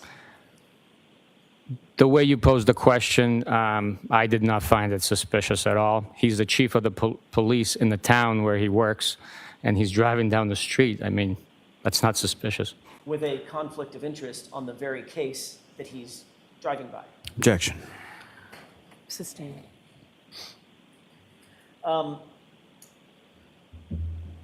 You certainly knew, as a supervisor over the case officer, that any involvement by Canton Police Department, given the fact that there's a potential conflict, any involvement by them could compromise your otherwise clean investigation. You knew that, right? Not necessarily, no. Did Chief Berkowitz disclose to you that morning on February 4th that he had been communicating with Brian Higgins and Brian Albert, two witnesses, on your case that morning? Objection. Sustained. If you knew information about communication between and among Canton PD and your witnesses, you would find that inappropriate, would you not? Objection. Sustained. You returned to the scene on February 10th, is that right? To conduct another search, you said. I was present on the 10th, yes. Who dispatched you back to, or did anybody dispatch you back to that location on February 10th? How did you end up there is a better way to ask it. February 10th, just like previous days, we made plans to go to the location in the morning, in the afternoon, drive by. I was on my way to work and to home. So I traveled that route on purpose. And as evidence revealed itself due to the natural melting of the snow, we would stop and collect the visible evidence. You believed at this point, sir, that whatever you might collect at the scene would obviously be important, correct? Anything we collected that had evidentiary value or presented itself as somehow related to the crime or the incident would be collected. And it would be important to the investigation, right? You treat it as important. It is important, yes. So my question is, was, especially as it relates to the February 10th search, where there were multiple items found, did you seek to have CSSS come out and actually either mark with GPS coordinates or measure with cross coordinates exactly where each item of evidence was found? We did not do that. We had collected so much evidence already, and so much has been documented at that point, that we did not contact crime scene services to come back out and photograph more shards of glass and plastic. We simply collected it for processing. So the location of each one of those items was not of that great importance to you, at least at that time? It was of great importance as to the fact that it was located in the vicinity where the victim was found and in the vicinity of other items located of the same characteristic, shape, size, and color. So that's my question, Sergeant. What does vicinity mean? In the area. Okay, what does area mean? It's a location, specific location. Okay, are we talking about, because we can do this all day, I guess, are we talking about an area of 5 feet or an area of 50 feet? Based on where the items were recovered, we're talking about an area approximately of 30 square feet between the roadway into the grass. It's the We saw photographs, Sergeant, of items that were butted up against a fire hydrant in one instance, correct? Is that yes? That's correct, yes. A drinking straw that's out in the road, correct? That's correct. Another shard of glass that's in the grass, closer to correct. the flagpole, correct? Correct. A hat that's under the snow, adjacent to the left side of the flagpole, correct? I'm sorry, it wasn't. It was closer to the electrical box, wasn't it? No, the pictures documented where the hat was. It was to the right of the flagpole. So these shards of glass, the point I'm asking is, did you seek to use basic cross coordinates, measurements from something that you know is a known object, like for instance, I don't know, a flagpole or a fire hydrant? 27 inches to the north and a foot and a half to the south of those two known points, that would give you a cross coordinate, correct? It would document the exact location, correct? And you did not do that with any of these items, correct? The items that were not photographed were not also GPS located, but they were within the same vicinity of where the other items were collected. But again, now we're back to the same question. Your word for vicinity might be different than my word for vicinity, right? Objection. Sustain.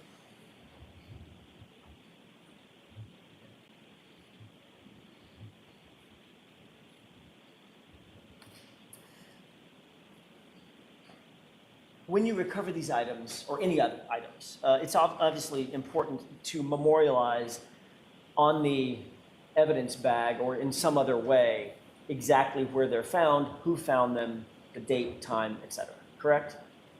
We do the best we can to document all known information on each evidence item bagged at the time.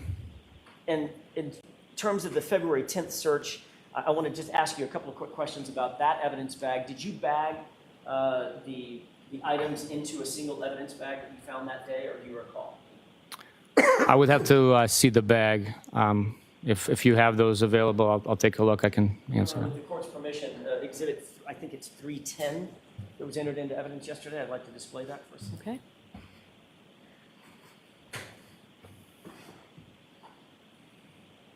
You're looking at a photograph of what was previously entered into evidence as 310. Can you see that from where you're at? I don't have the evidence bag with me, so if you don't, I can certainly ask the space to enlarge it. If you can enlarge it, please. Just a portion of the right. Your Honor, may I approach? Yes. I didn't realize I've got a photograph of it. Do you need the lights on, Sergeant? Please. There you go. Thank you. Should make it easier.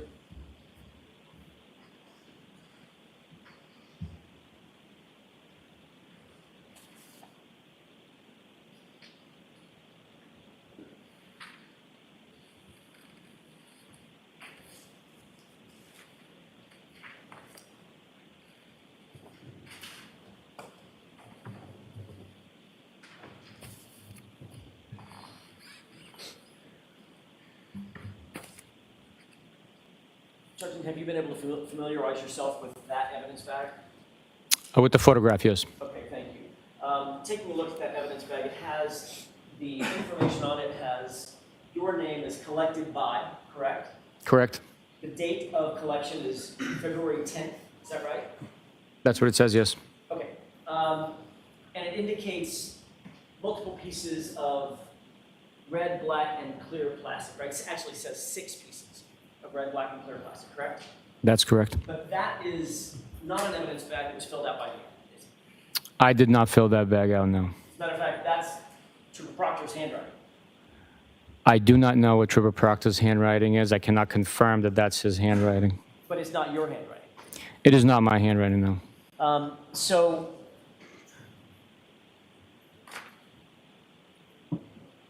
are you aware that this particular bag, that bag that contained those 6 items of plastic material that you already deemed was incredibly important to the investigation, was never booked into any evidence until March 14th, the date that it was submitted to the crime lab?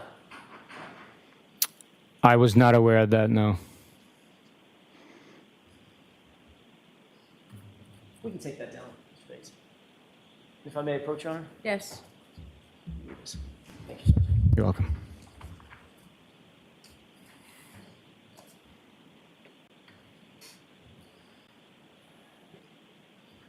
Did you ever draft a report yourself documenting the recovery of those 6 items and the other 14 items that you said that you found on the same date, February 10th? I did not, no. Did you leave that assuming that Trooper Proctor would document that? Objection. Sustained. Ask it differently. I'll ask it another way if I can. Did you believe that you didn't need to write a report, Sergeant, because Trooper Proctor would take care of that? I knew that it would be documented. It was already documented on the actual bag as far as who collected it, when, where, what it was, and a report eventually would be authored on it. But the where, for all these very intricate pieces, the where is left to 34 Fairview on the back, correct? Objection. I'll allow it. Is that right? The general vicinity location of the other items collected and documented with photographs was consistent with the same locations this was collected.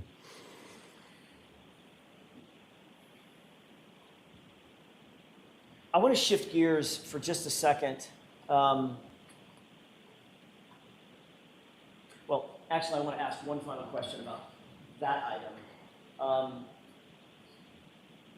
Based on the documentation that you just mentioned, that it's documented on the bag, and if the bag is presented to the crime lab on on March 14th, some 5 weeks later,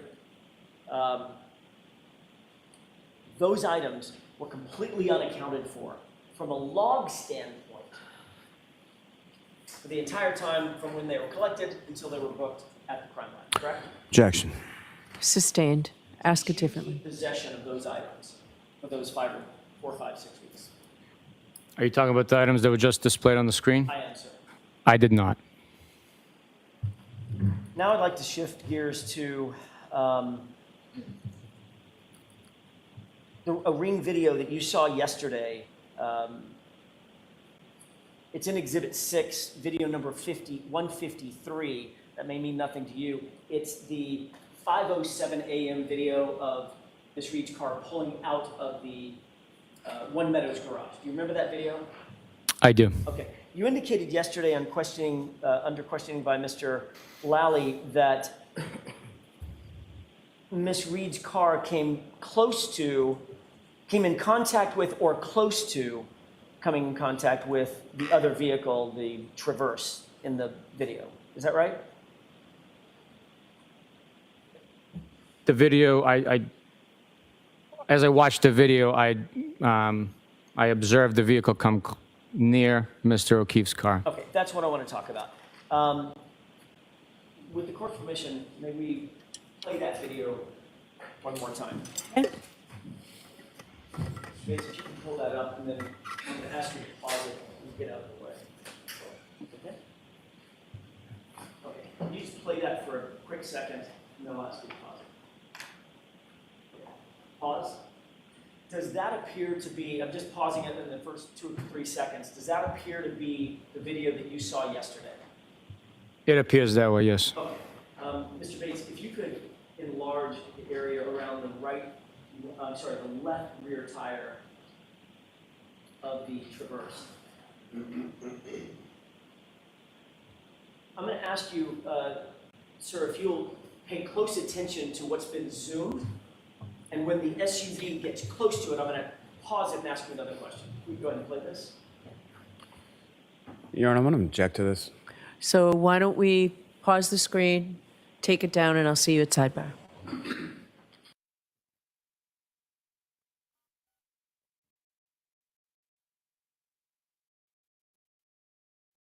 Of the Traverse. If we can have the lights dim, Your Honor. Sure. Okay, go ahead and enlarge the rear area of the Traverse. And I'm going to ask you to pay special attention to that wheel and any movement that you may or may not see.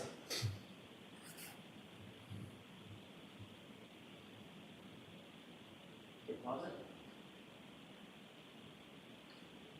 Okay, in about the next 3 seconds, Sergeant, I'm going to ask you to pay special attention to the wheel. Go ahead.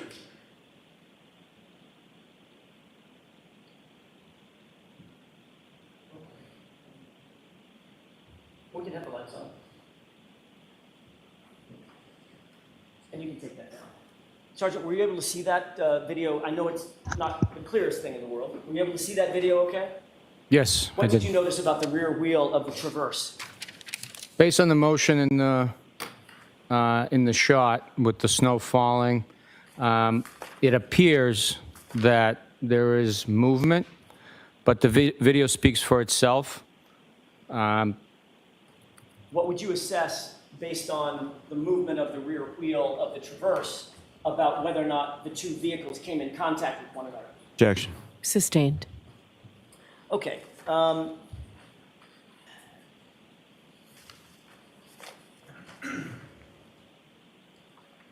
May I have just a moment, Your Honor? Yes.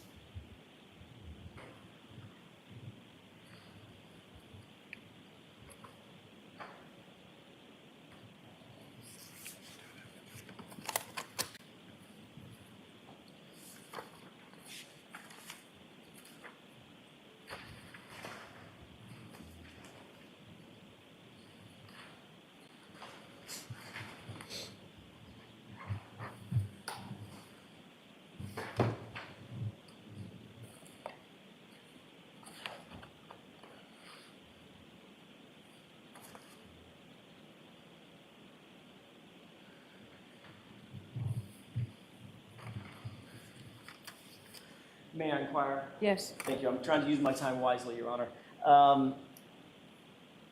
Yesterday, Sergeant, you were asked about a couple of videos related to the Sallyport garage. Do you have that in mind? Yes. As a matter of fact, we watched one of them pretty specifically toward the end of the day yesterday. Did you actually I want to talk about the one that is the clearer of the two, where you slip. You remember that one? If you pull it up, I can. I will in just a second. Okay. There was one where Mr. Lally paused it and you were slipping in front of the vehicle.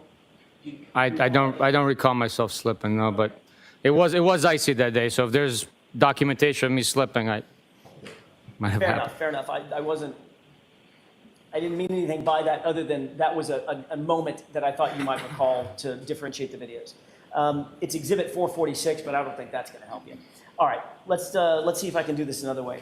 Did you actually personally go to Canton, Canton PD, to retrieve any or all of the videos of the Sally Port? You yourself? I did go to Canton and collect already extracted video, Okay. but it was a portion of video surveillance. I didn't collect all of the video, so I. When was the most recent time that you went to Canton to collect a portion of a video? I don't remember. Okay. I don't remember. I'm sorry. Did you review well, let me ask it this way. Did you collect a video that was sought on or about April 23rd, April 24th this year? Meaning just a few weeks ago. Did I collect it? Correct. I did not collect that video of April this year, no. You're aware that the video that you saw yesterday was in fact collected after the trial started in April of 2024? Objection. Sustained. Are you aware of when that video that we saw yesterday was collected? Objection. I'll allow that. I am not aware. Okay. Was yesterday the first time you'd seen that video? No. When had you seen that video previously? A couple of weeks ago. Okay. What were the circumstances in which you saw that video? Objection. Sustained. Did you have a meeting with the DA? Objection. Sustained.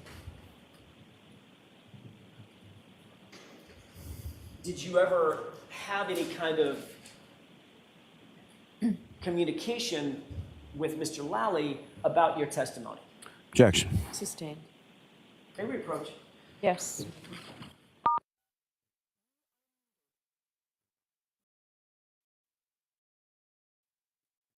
Did you have any meetings or communications? Unmuted.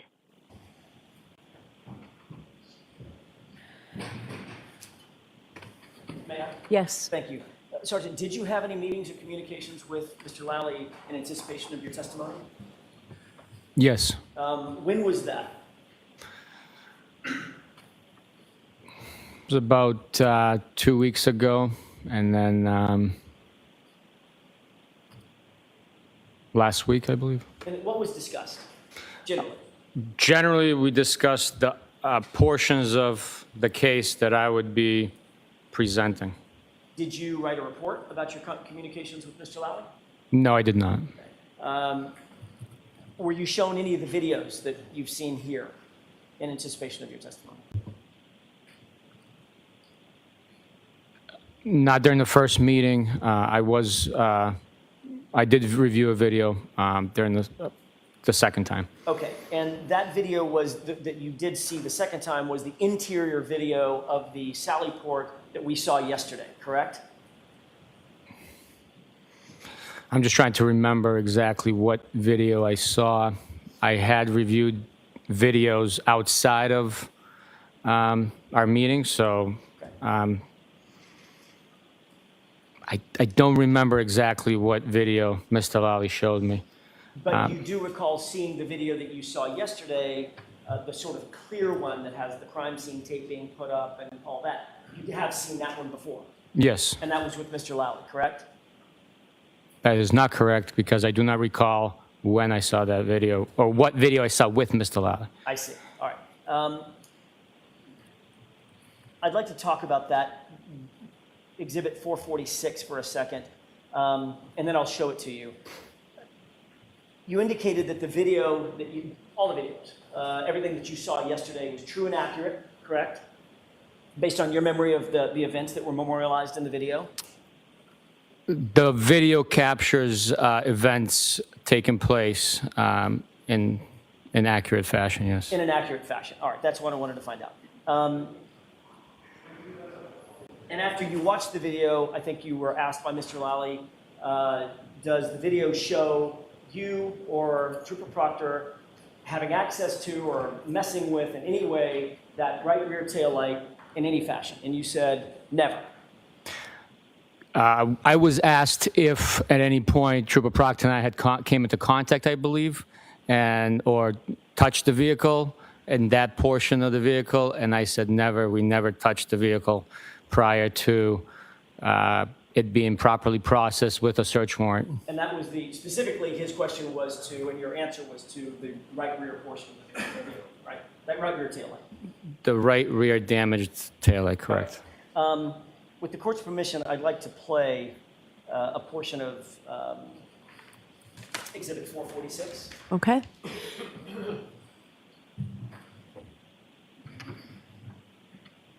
Before we begin playing it, Mr. Bates, if you wouldn't mind, may I inquire, Your Honor, of the witness, just to lay a foundation? Yes.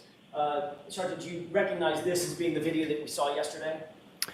It does look accurate. Okay. Yes. I just wanted to make sure we're on the same page. This is 446, just so you have it in mind if I reference that. Mr. Bates, if you could play that. And I think it's runtime 120.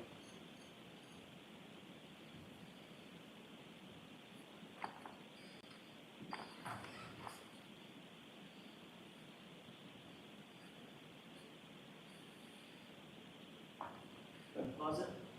Do you recognize that as the video we saw yesterday? Yes, I do.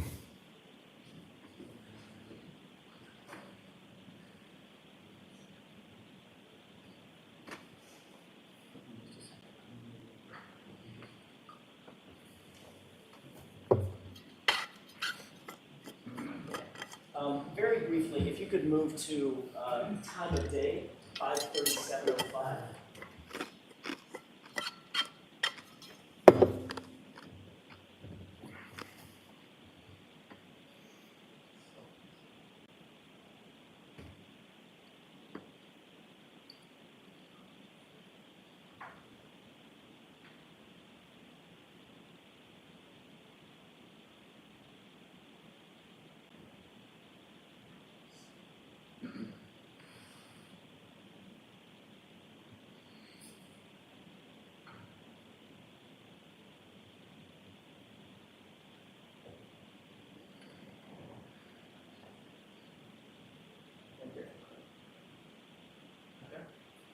Yes. With the court's permission, can we play at this point? Yes. All right, that shows the vehicle coming into the Sally Port, and we're looking at which side of the vehicle? So that is the driver's side of the vehicle. What that video depicts is a mirror collection. Although mirrors are accurate representation of what you're seeing, it's just inverted. So that is the driver's side of the vehicle. I do not know why it is inverted, but that's the way it was presented, collected and presented from Canton Police. Can you see a timestamp or a time and date stamp on the bottom of that? It's in blue. I cannot know. Okay. Does it appear that time and date stamp, if you can't read every letter on it, that is in correct order? In other words, that's not inverted. I cannot read it, no. All right, let's go ahead and play this for a second.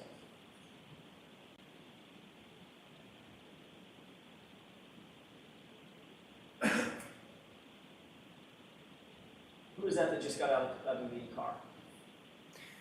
I do not know. I think that's the tow truck driver. He would have the only access to the vehicle. Okay. We did not touch the vehicle. Who's that on the left? I missed that. I was looking down at the laser pointer. I do not know. I know for a fact I'm the gentleman that's wearing a dark olive drab state police baseball style hat, and Trooper Mike Proctor is wearing a winter hat. Trooper Proctor's wearing what? A winter hat. Back that up. That was playing, and I didn't realize it was playing while you were talking.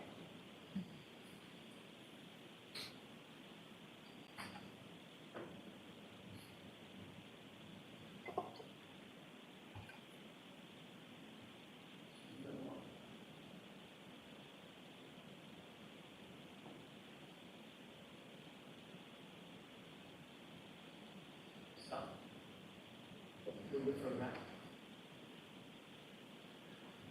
And stop. Yesterday, when you testified, you indicated that the two individuals in this scene were you and Trooper Proctor, correct? That is not correct. There was two individuals in the rear of the vehicle I shined my light to. That was me and Trooper Proctor. Do you see Trooper Proctor toward the back of the rear of the vehicle there?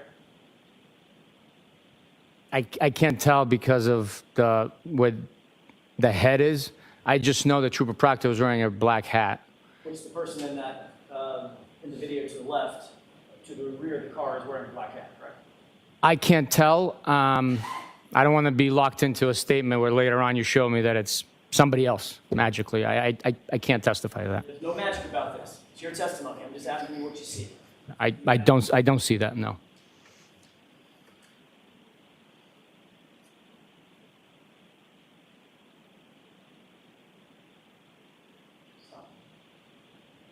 Let's go ahead and play at this point.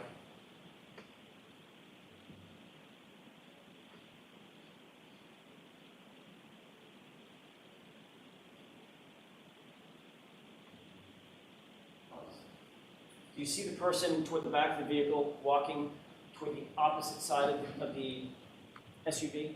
I do. What area does he appear to be going to?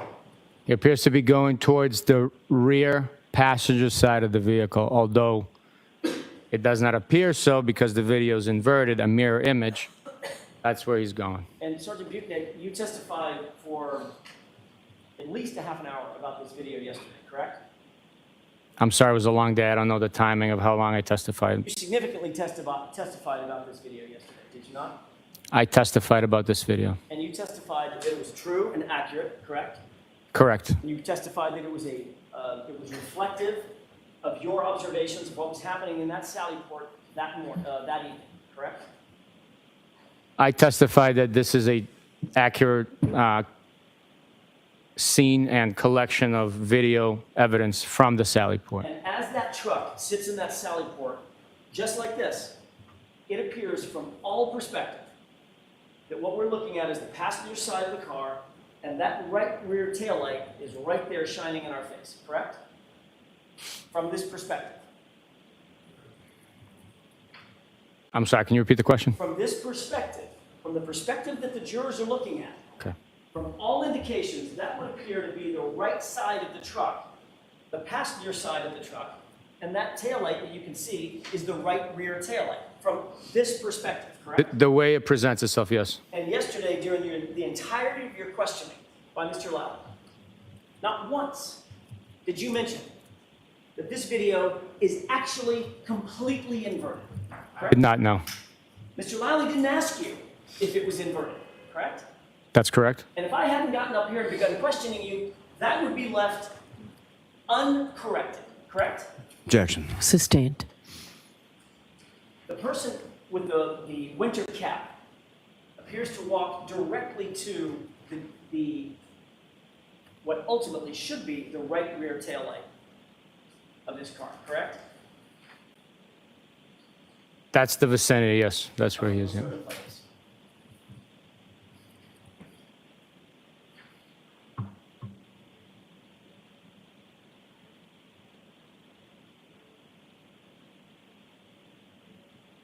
Pause it.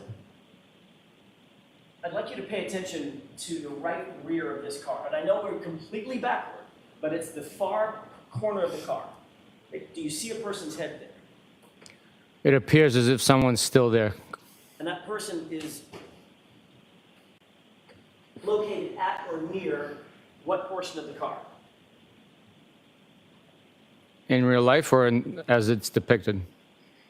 Is the person near in real life, near the right rear taillight of the car? Yes. Matter of fact, standing there hovering around there, correct? We don't know the distance that they are in proximity to the actual vehicle. We just know that they're behind the vehicle. That Looks like it's pretty close, doesn't it, Sergeant? Objection. Sustained. Does that look like he's in close proximity to the right rear taillight? As I said, I can't tell how far away he is from the vehicle. His head's right there, sir. You can't tell that he's right next to the right rear taillight? Objection. Sustained. All right. I want you to pay attention to what that person does as soon as the other person comes out from behind that car. See if you see him move.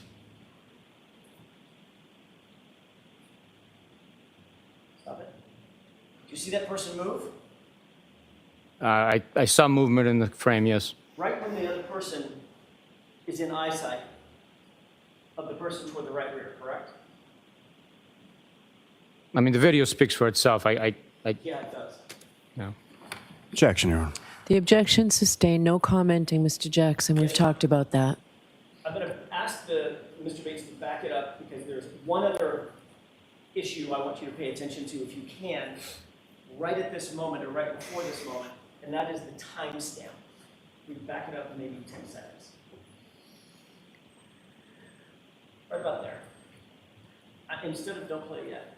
Instead of paying attention to the individuals, I'm going to ask you, can you see, may I approach the screen, Your Honor? Yes. Can you see the timestamp at 5:37 and 37 seconds p.m.? Can you see that from where you're at? No, I cannot. Me neither. That's why I don't walk up to it. Let's play it for about 10 seconds.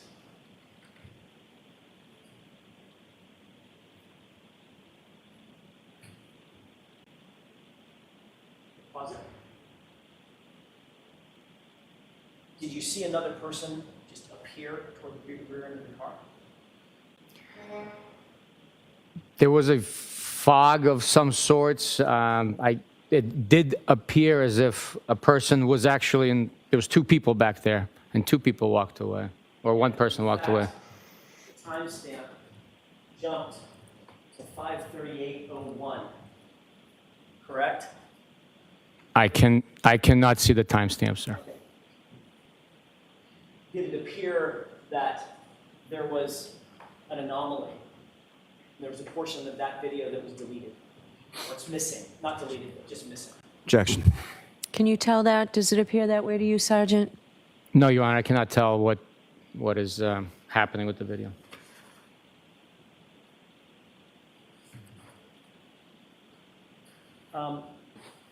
If you take a close look at there's a classic police car in that Sally Port, correct? There's an antique vehicle there, yes, yes. If you take a close look at the trunk of that vehicle, you see the word police? Yes, I believe I can read that, yes. And it's backward, correct? It is mirrored, correct. That's a good indication that this is an inverted video, right? It appears that way, yes. And if we were to fast forward at 5:42,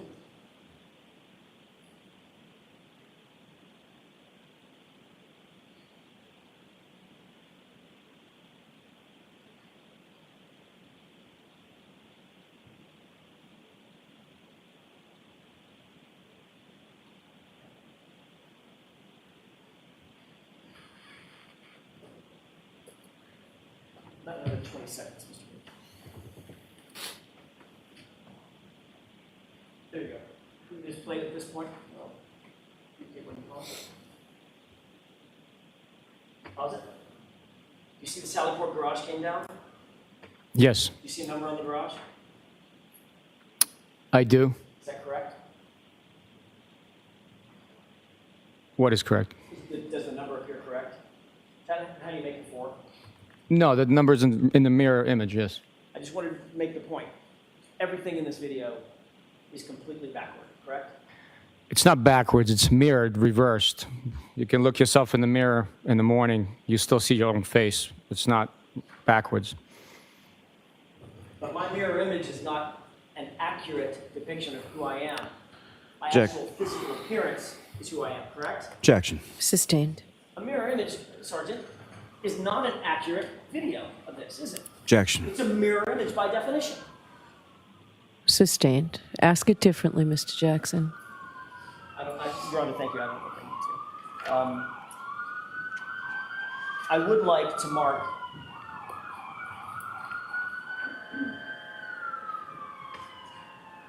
I have we can bring the lights up. Let's wait.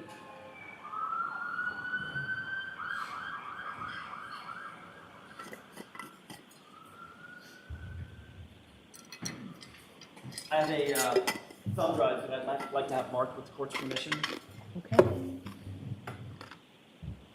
Does Mr. Lally know what's on this thumb drive without you telling us? I do not. Okay. We can approach and I can certainly bring it up.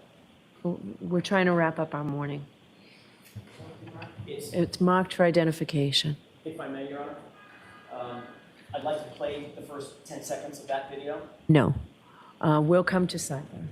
It's marked for identification, right, Mr. Jackson? You are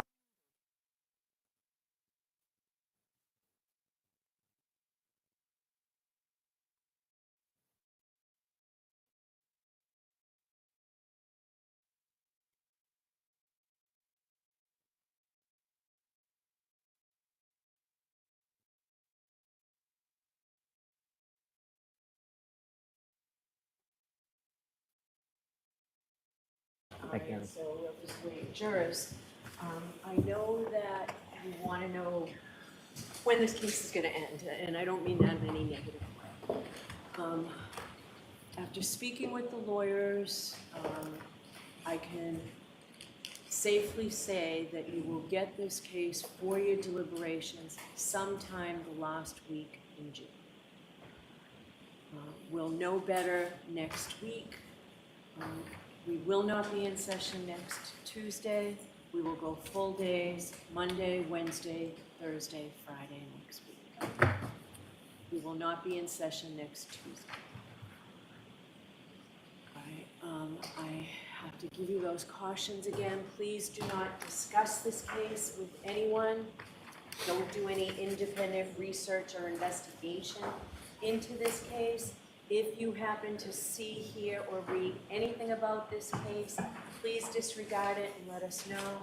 Have a great weekend. We'll see you Monday.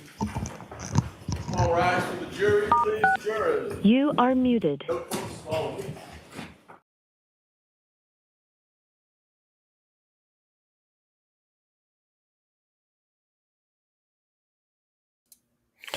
All right, guys. So that concludes another week in the Karen Reed case. This has become, I would say, a marathon of a trial. But we did get some guidance finally on when the trial will end. So it looks like we'll be looking for this thing to wrap up towards the end of June.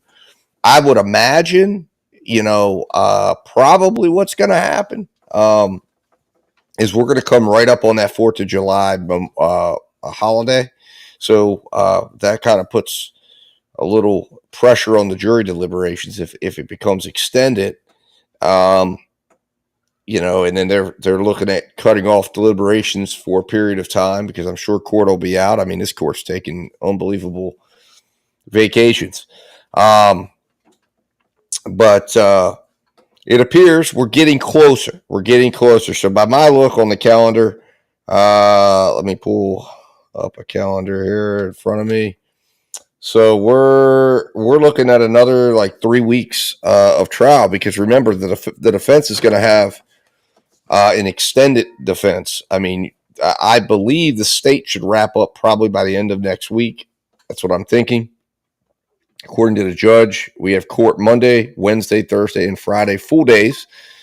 And then the following week will be, I guess, probably towards the end of the week. And then the following week will be all the defense. And then the rebuttal of the state will probably come end of probably around the 21st and then into the beginning part of the final week. I'd imagine we'll have closing arguments somewhere around the 27th or 28th. And then, like I said, you go back and you look, and then we're coming right up on 4th of July. So, we'll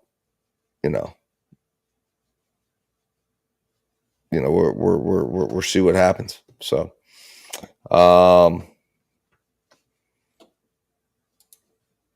no, Tony, I am not. Thank you for the question, though. Appreciate that. It's from our friends over at Rumble. I think it might be the beautification filter that they added to my software. I don't know if it's on or not, but appreciate that question. Anyways, so point is, we've still got quite a bit on this case. So, it's going to be interesting to see how the state concludes. I know we still got to hear, I believe we still got to hear the medical evidence, and then the defense is going to call Proctor. I'm hearing rumors, and it's becoming a pretty loud cry here that Proctor is not going to be called by the state, that the state may avoid calling him altogether, that they feel they don't need to put him on the stand, which I think would be pretty interesting to see. Again, as I said, the parallels between the Ty Tucker case and this case are unbelievable. Because in that case, they had no lead detective called. Remember, that was Penny Phelps, and they didn't call her. They called Detective Malone. They didn't call Detective Pitcher, who was another detective who did a lot of work on that case, and the state just avoided calling them a lot. In the sole reason was due to the IA reports that existed, which were talking about the misconduct of those detectives. And again, in this case, we're going to see the same thing. So again, unfortunately, Ty Tucker can't watch this case now because it would have been good. It would have been a good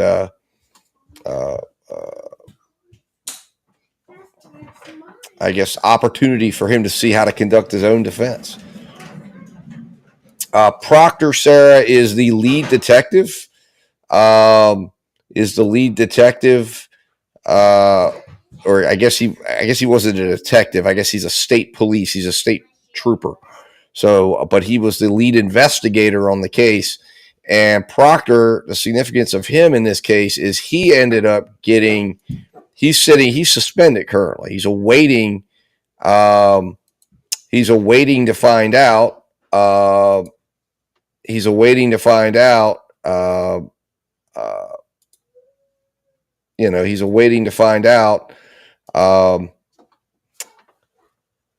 if he's going to be charged by the Justice Department and what he did in this case, because he committed some major acts of misconduct. Some of them, again, you've heard the defense detail it, where he was sharing, looking for personal photos of Karen Reed and wanting to share them with his friends. Really, yeah, that's exactly right. And it's so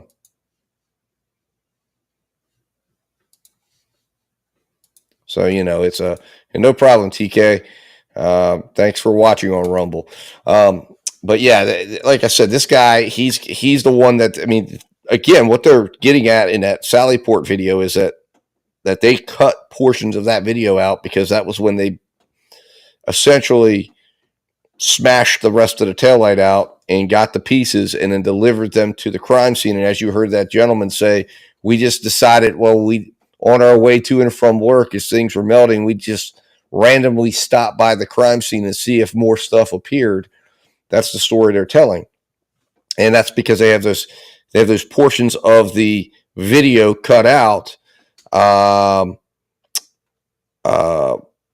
not cut out, but where it skips. And obviously, what's going on? Why did they do that? Why did that happen? And as you can see, the state yesterday wasn't even honest enough to say, hey, this is an inverted mirrored video. And they tried to present that as if it was the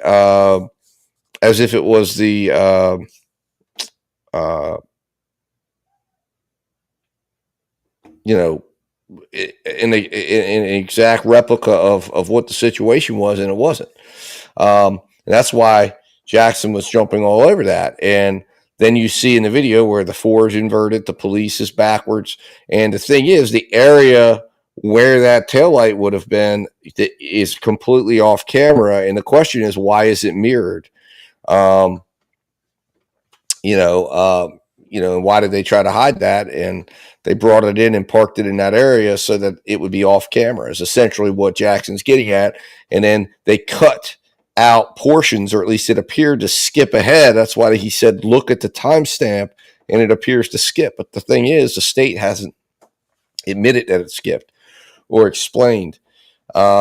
Well, that sometimes that's just the way it is, and then sometimes it's because they could have put the video on for that purpose to invert it, so it would hide that portion of the hide that area by flipping it around and taking it from a different perspective. But I think I don't think that that's the allegation. I think what they're alleging is obviously these guys were familiar with that Sally port, so where they parked that car and the way they parked it, they knew that camera was an inverted camera. That's how cameras will do it. It's like looking in a mirror.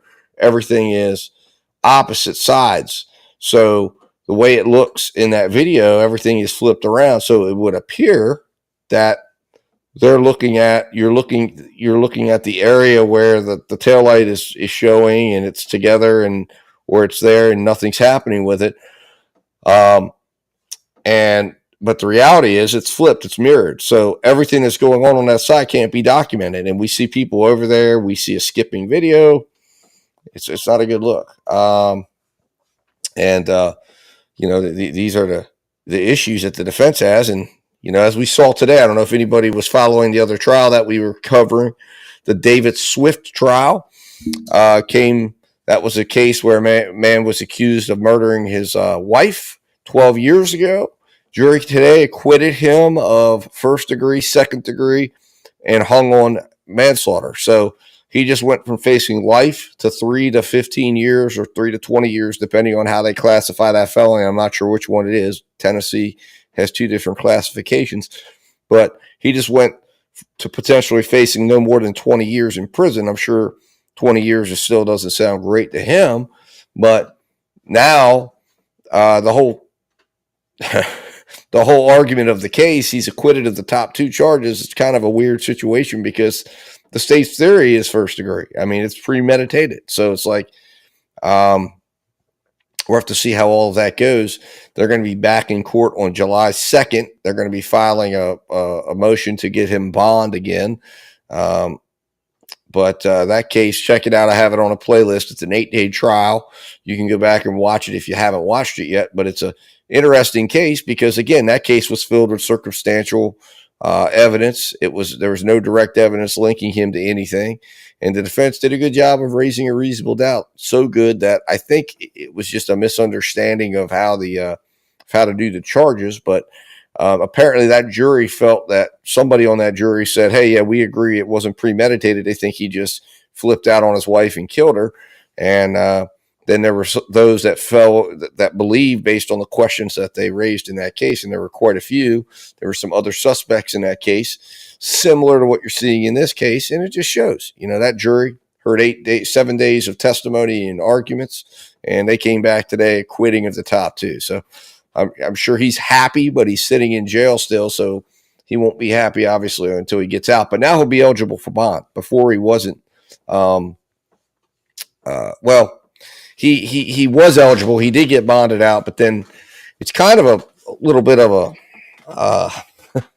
that's why the judge was saying you're going to be shocked by some of the things that were kept out. But the dirty, dark secret of this case was that he was out on bond and he got remarried. And then the marriage of that lady fell apart, and he started stalking her, much as doing the same exact things he was accused of doing leading up to the death of this wife.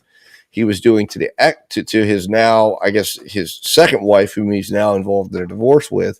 And police were surveilling him as she started complaining that he was popping up outside of places and following her and stalking her. And they caught him, and then they revoked his bond because they arrested him for stalking, which obviously you can't get charged with new charges when you're out on bond. So the state is opposing bond still under the basis that he broke the law last time. Of course, the defense is asking for bond as they're allowed to because, well, he got acquitted of the 2 most serious charges. So clearly the state doesn't have as strong of a case as they thought they did, because now they're going to have to retry him on manslaughter, which is now a Class B or a Class C felony, which is definitely entitled to bond unless you can make the case that obviously he didn't follow his bond before, but he was given bond on the other case. So, they really don't have a basis to hold him besides just maybe giving him a large bond and requiring house arrest or whatever to try to protect this other woman that he's stalking. But anyways, check the case out. It's a very interesting case. We just got done covering it. And then we have the Gregor case, the Christopher Gregor case, which I'm going to be doing a show on. We're going to be talking David Swift, Chris Gregor, and we'll be talking some Karen Reed. So be on the lookout for our very special 20th Justice Watch Live episode. But I have some more information on the Gregor case that's going to blow your mind.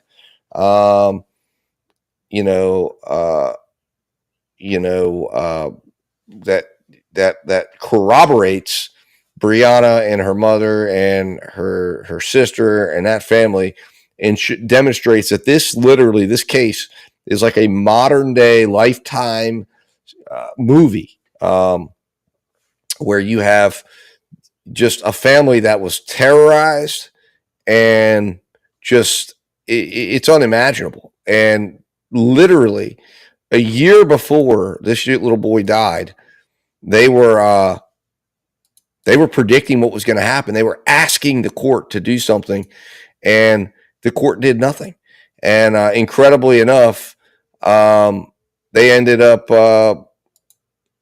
It's just so sad. They ended up, predicting this. And I have the corroboration to show you. So be on the lookout. That's going to be a great show. We're going to do it. I've got to figure out when I'm going to do it. I'll put up an announcement, try to give everybody a head start so we can get in there. And like I said, we're talking about the latest on Karen Reed. We're talking about the latest on the Swift case. And then there's another case I want to introduce out of Florida that we're going to be following, the Wade Wilson case. And this is a serial killer, serial strangler. Now, he says he's being framed by Florida authorities. He says he's being framed by somebody inside of his criminal organization. We're going to watch an interview of his to introduce the case, because that case should be starting. It's in jury selection right now. So we might get closed opening statements at some point here. When we do, I'm going to cover it as another one of the secondary cases, because obviously this is our featured case. So this is the one with all the fancy accoutrements. But we're going to be following that case, where I'll be airing it, talking about it in Justice Watch Live episodes, and if need be, like I said, depending on what comes out in it. But that one's going to be a very interesting case. It's only expected to have about 2 to 3 days of evidence on the front end. It's a death penalty case. And then if somehow he is acquitted, it ends. But if it doesn't, then there'll be a longer, more extended death penalty portion. So it's going to be a 2-part bifurcated case. Now, Sarah, you asked me to repeat that. Said these are incredibly interesting cases. Can you repeat that? You can't get charged when you're out on bail. That is correct. Yeah, that is a basis. Because, obviously bail has 2 functions. 1, to ensure your appearance, and 2, protect, right? If you're going to be out committing crimes and further crimes, at some point you could be put on a no bond hold if you're continuing to not follow the law, if you keep getting arrested and not following the conditions of your bond, which one of the conditions is not to get arrested and not to break the law. So that can be used as a basis to either increase your bond, or a lot of times, again, in Florida and in a lot of states, it's, completely revoking bond unless it's a capital case, which this case, David Swift's case, is no longer a capital case. It was a capital case when it was a first degree homicide, but now it's not. So as a result, that's why now the judge has an obligation to consider ways they can still keep him out on bond so he can participate in his retrial, and how they can also protect society. And again, I think one of the ways you're going to see that is going to obviously be, and again, I don't know why they didn't just do that when they brought him back down, but after he got arrested on the stalking. But I would think you would just put him on home confinement. If he, put him on a monitor, and if he leaves his house, and they know right where he's at, number one. Number two, as soon as he leaves the house, they're going to be on to him if he's leaving for a reason that is not already agreed to with his pretrial services administrator. So I think we'll see him out on bond. what I'm interested in is to see how the state retries this thing, because again, they tried the case under a theory of first degree premeditated homicide, and now they've lost that. So now you got to argue a manslaughter case, which would be heat of passion. So how do they just roll forward and just say, this is what the case is? We ask you to find them guilty of manslaughter, even though we're claiming it doesn't. I mean, that in and of itself can say, obviously, it's just an interesting quagmire to be in. I do believe they can argue for more, and then as long as all the elements are met. But really, the way they argued this case, it doesn't necessarily meet the elements, and that's one of the things the defense could say. Well, that's not what they're saying happened. So you can't necessarily just convict of manslaughter if it doesn't fit the elements of manslaughter. So I don't know. It's very interesting how this all unfolded, because the jury told the judge they had a verdict, and then the judge starts to inquire, and then they said, well, we have a verdict, but it's only on the top two. And then the judge just kind of started to talk to the jury, and then he said, okay, well, what'd you find on the top one? Not guilty. Second one, not guilty. Attempted, not guilty. Attempted second degree, not guilty. And then, they got down and he said, okay, on manslaughter, what'd you find? They said, well, we're deadlocked. So it was very interesting. But anyways, I just wanted to kind of jump on here because I hadn't been on in a while on one of these. And I've been out doing a lot of stuff on the road. Unfortunately, I have to watch these trials mobily with you guys. I try to watch them while they're going. Sometimes I'm behind. Sometimes I'm 20 or 30 minutes behind, and I realize I caught, there was a break or something I could have fast forwarded through. So I do apologize at times like that when that happens, but there's really not much I can do about it when it happens, except try to, some people will get in touch with me, and that's great. Let's see here. Sarah has a question. If you commit a crime while out on bail, you get charged. Oh, absolutely, Sarah. Yes. No, you catch more charges. So you're going to get bonds set on that charge, and then you're going to have the bond on the new charges. But let's say, like in his case, he was charged with stalking, which is not anything. It's not a capital case. He does get bond on it, right? And now the conditions of bond can have, we'll have a restraining order and all that stuff attached to it. So there is potential he could end up being on no bonded on that one. And then they would just have to transport him up to Tennessee for trial. But no, yeah, you get charged. I mean, yeah, they don't, there's nothing precluding them from charging them when they're out on bond. So yeah, absolutely, he gets charged. And if you're out on bond, you're going to get charged. So, all right, guys. Well, with that said, guys, look, hit the like button on the way out. Help get the stream up. Also, head over to Ko-fi.com. Link is in the chat. It's pinned to the chat right up at the top. Head over to Ko-fi.com. Follow my page there. That is the official spot where I will post, I will blog, I will talk about cases. So you want to get followed. And also, you can become an official Justice Watch member. We have one member, so we're looking to try to get a few more in there. We'll start doing some members only live streams and stuff with ability to get input. And Sarah, I appreciate that. Because like I said, it is I need to get some people in here that I can get to help me out, because I remote in myself, to explain my little setup I have. So you guys can kind of have a little context on what you're seeing. So I'm here today at my house, right? So that's why you're able to see me. I happen to be around. My wife was working today, and I'm not out on the road. I'm off. So I'm like, okay, you know what? I thought, you know what? I was hopping around, doing some things around the house, hanging out with my 4-year-old. And then I said, you know what? I'm going to jump in at the end of the stream. But a lot of times I'm on the road. So I have my trusty iPad, which has cellular data connected to it, and I have remote software. I'm pretty certain I can share that with some people who would be able to remote in and affect my main stream that I'm running. And then I have some secondary streams that I have some Chromebook. I have a Chromebook that I'm able to utilize. Now that I can't remote into, although I think I can, but I haven't figured it out. I think that might only be on a PC. And that I'll run my secondary trials on. So sometimes I get caught, like I'll run it, and then I tried one day to take it on the road with me and hotspot it, and that was a disaster. I had to end the stream because I ended up driving where I was driving around to.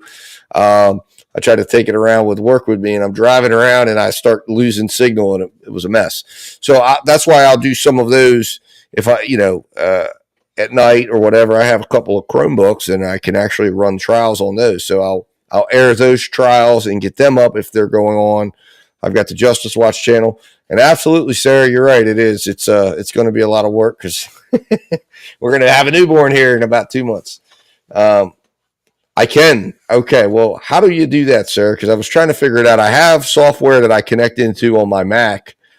I have my Mac at the house, and then that I run all this off of, but I couldn't figure out how to remote into my Chromebook. I was actually sitting there the one day trying to figure out how to do it. Because if I could remote into my Chromebook off of my iPad and control that stream and control this one, I could have multiple streams because I have 2 Chromebooks that I use. One of them is a really good one, and the other one is just kind of one I had gotten my kids during the pandemic, and it's a lower end, but it works. I mean, it'll do my streaming. It's just I would never probably be able to have cameras and stuff set up on it. My other one I could. It's actually pretty good. And I have a Pixel phone for work that I can use for that if I needed to actually set it up for some reason. But I kind of run those as just secondary trials where, again, this is the featured trial that I'm going to be part of. I'm going to be watching. I'm going to be sitting in, all that stuff. But yeah, I will definitely let you know, because this is, like I said, it's a lot to manage, and it takes time to set all this stuff up. And then it's like, then I get out on the road and I'm working, and then next thing you know, I step away from the stream or pause the stream, and then I find out, there was a break or something happened or whatever, and then I'm like, oh man, and my email box will start getting filled up, and so will the comments. But I appreciate you all. But anyways, want to go over that, so I will let you know, sir. I appreciate that. But yeah, head over to coffee.com. Everybody, like I said, it's a spot. It's the only spot right now that I have that if somebody wants to support the channel or send a donation, you can do that. But that's not the primary function of it. That's not how that's not the primary goal of it. The primary goal of it is because I have Rumble up and Twitter and various stuff. Now I am live on Twitter, so you can come find me on Twitter as well. You can even watch some of my streams. I put this stream up on Twitter. I put all my Justice Watch Live podcasts and everything up on Twitter. And then Rumble. And I was broadcasting to Kick and Twitch, but there wasn't much over there, and I wasn't able to get over there and moderate those chats. So I was like, that's too much. I'm not worrying about them right now. And then even as you can see, I my Rumble chat, sometimes people will pop in there and post stuff. Some people come over and say who are over there for a positive reason, and then there's people that come in, for ridiculous reasons. But going to Ko-Fi.com, that's where I also can put up, I put up updates on cases. I'm going to put up updates, as opposed to if I can't put a video up. I was updating when I was finding out information on Ty Tucker, posting schedules. And then, like I said, I'm hoping on July 11th, I get the ability to get official memberships back on YouTube. If I do, I'll put everything back up through there. I mean, people could still go through Ko-Fi.com, but it's especially a lot easier to run everything through YouTube's program and have the exclusive content, because basically on Ko-Fi.com, all I can do is post links that will feed to the members, and then I have to keep everything privated on YouTube, and you can still access it, and we can access the live. That's why I said I haven't done anything with it yet, because we don't have a huge amount of people. Now I'm going to be including followers and supporters and members in there on the first stream. I can include that. So we're going to do that. We're going to have a little stream, see who could show up. I'll give it a day or two notice, and we will test it out and see how it works. I've never done it before. I've got to see how it all goes. I think it'll go okay, but it'll be basically a private stream, and then probably I'll give a few day delay, and then I will open it up and show it on YouTube. But the chat and everything will only be open to the members, and we'll have our own stream and watch it. I'm thinking about what I'd really like to be able to do as an exclusive thing for members, followers, and supporters is be able to do I've registered for it, but I've got to figure out how to get in touch with Ty. Would be able to do like a call with him and see if we could get, because everything's done virtually. You can visit virtually, you can call, you can also do obviously calls in, but you can do a virtual visit.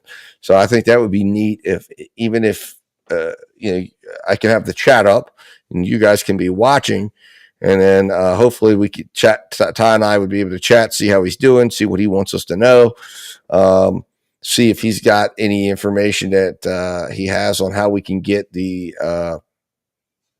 stream. Because the interesting thing about Monroe County is it's like the only county. It's one of 3 counties that doesn't have a virtual courtroom. All the other counties in Florida have virtual courtrooms. Key West doesn't. And now I know they have the ability to come in virtually, but it's only if you're a defendant or only if you're a pro se defendant, plaintiff in like a civil or a criminal case do you get access to it. They don't have it open like other ones. I mean, other counties you can sit there and watch their docket call, their docket soundings, and all that stuff. Well, let's see here. He'd need funds.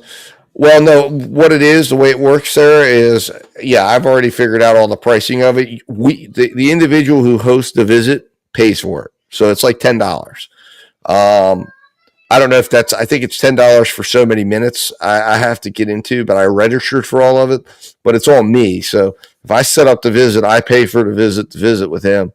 And then we get so many minutes. I think it's a 20 or 30 minute visit. And I think if I read everything right, it's like $9.95. It's not too bad, but I don't know if but then I thought I saw maybe it was $9.95 per 10 minutes up to a maximum of 30. So it might be $30, but regardless of whatever it is, it'd be worth it to be able to talk to Ty. And even if I can't, I don't know if they're, if I'll be able to arrange it to where he'll be able to hear me and we'll be able to do it. If I can record it, and have it there, or just have it on my iPad and we can be live, you can hear his voice. You might not be able to see him, but I'm going to try to put that together, I think, and visit with him and see how things are going. Check in on him. Down there, because I'm curious to see how things are going for him. I hope they're going okay. I know I haven't seen the motions filed. I haven't seen the motion to dismiss get filed. I haven't seen a motion opposing bond. I haven't seen any of that, and I do believe it would all still show up on the site. So I hope he doesn't get down there and he's not able to get access to stuff. I mean, I don't know. And then I know with him and Lauren potentially splitting up and no longer going to be together. I mean, it's just going to be, I can't even imagine trying to defend yourself from that. Screen recorder would work. Okay. Well, then that's what I got to try to figure out. I'm going to try to put that together, I think, and register for a visit. First of all, if he'll accept my visit. I expect he would. I think what I'm going to do is, obviously, I'm not just going to surprise him and say, "Hey, Ty, I'm live." I'm going to visit with him first, have a conversation with him, make sure he's cool with it, and then see if he'd be okay with taking it. And I'll test it out, and during that time, and then see if he'd be cool with us, maybe doing a weekly broadcast or something, a weekly visit, so he can talk to everybody still. We can do an end around to the prosecutors. They think they're silencing them. They're not going to silence them. We'll see. But we'll see what happens. Obviously, if the gag order, I think I think I need to do it before the 28th because that's when that gag order motion is going to be argued. So after the 28th, it may be impossible. I could talk to him, but it wouldn't be able to be publicly broadcasted. And I wouldn't be able to ever say what he told me. So it would all be done in confidence. And since I'm not his lawyer or nothing, and we don't have attorney-client privilege, I don't expect him to really talk to me much. But we're gonna figure it out because I absolutely know and appreciate what it is he's going through. Because, like I said, I have with my dad on multiple occasions assisted my dad through his entire case. I've assisted multiple people on pro se defenses. Let's put it that way. That's all I will say about that. So I understand what it takes, but to be doing it on a capital case like he is, woo. Well, I appreciate that, sir. Thank you very much. But anyways, so with that said, guys, we're getting to the 3-hour mark. I think I'm going to go ahead and call this broadcast. Be on the lookout. I will put it up for Justice Watch, episode 20 of the podcast. We're going to be covering Gregor. Big update on the Gregor stuff. Corroboration. We're going to be updating on. We'll talk Ty Tucker some. We'll go over all the pleadings and stuff. There's some documents I can show. David Swift, do a verdict wrap up on that case. And then perhaps we'll talk a little bit about Karen Reed and go from there. Anyways, I appreciate all of you guys. Head over to Ko-fi.com, get registered, get signed up so you don't miss a thing over there. Because like I said, get followed at least. And that way, when I put something up, I'm going to post it there first. I will post some things on my YouTube, but right now I'm going to post things over there. Big important updates are going to go up to Ko-fi.com because, like I said, it's like a website. It's a free website, but it's like a website, and I consider that my website because I do not have the abilities, at least from what I've looked at when I've looked at trying to figure out getting a justice is a process website up. At this point, I think that's a better fit. And it lets me have all the functionality. I can post photos. I can post things like that up there. And Sarah, head over there because I'm going to I've actually got a pretty cute little picture I'm going to post up of the little one on the ultrasound there. So, and also, show off the fourth member of the Askin family. So anyways, with that said, guys, have a good one. Have a good weekend if we don't talk again, because basically Reed case is not on tomorrow. Swift case is finished. There is an interesting case going on down in Georgia of a police officer who allegedly killed a 16-year-old girl. It's an off the books case. You guys are, I have connections with like about 250 different TV studios or news agencies. This one's being broadcast through a local agency down there. So I think I'm going to put that up. We're going to get caught up on that. It's in day 2. This is only going to be a couple of day trial. So since we have no trial tomorrow, I'm going to start probably putting that trial up. Get day 1 in, day 2. We can have day 3 knocked out and be all caught up, and then that'll be run as a parallel trial. And then we're going to have, like I said, the serial strangler case down in Florida, Wade Wilson. You won't believe that guy. The judge was going to let him put makeup on his face tattoos. He's got like a skull tattooed on his face. It's unbelievable. But we're going to talk more about that in Justice Watch Live when I do my live show here. So be on the lookout for that. And anyways, until then, guys, let justice prevail, and I'll talk to you soon. And keep watching. Get over to Ko-fi.com so you're aware of everything that's going on. I don't ever slow up, no I don't take shit. I got no love for the fakeness. If you wanna play I don't ever slow up, no I don't take shit. I got no love for the fakeness. If you wanna play tough and wanna hate this, I'll always show up and make a statement. I don't ever slow up, no I don't take shit. I got no love for the fakeness. If you wanna play tough and wanna hate this, I'll always show up and make a statement. Everything I do so instinctive and so passionate. Every word I move so descriptive like an adjective. I got a vendetta against people who patented being negative when you should be getting after it. I got facts over tracks, this and that. Spitting slow, spitting fast. I could roast, I could gas. Think I'm okay at last, but I don't know if that can erase all the past. And the pettiness, a reflection of the emptiness. Hilarious, you think you're worth my time, you're delirious. Mysterious, because you hide behind a fake exterior. Inferior, you know I'll always be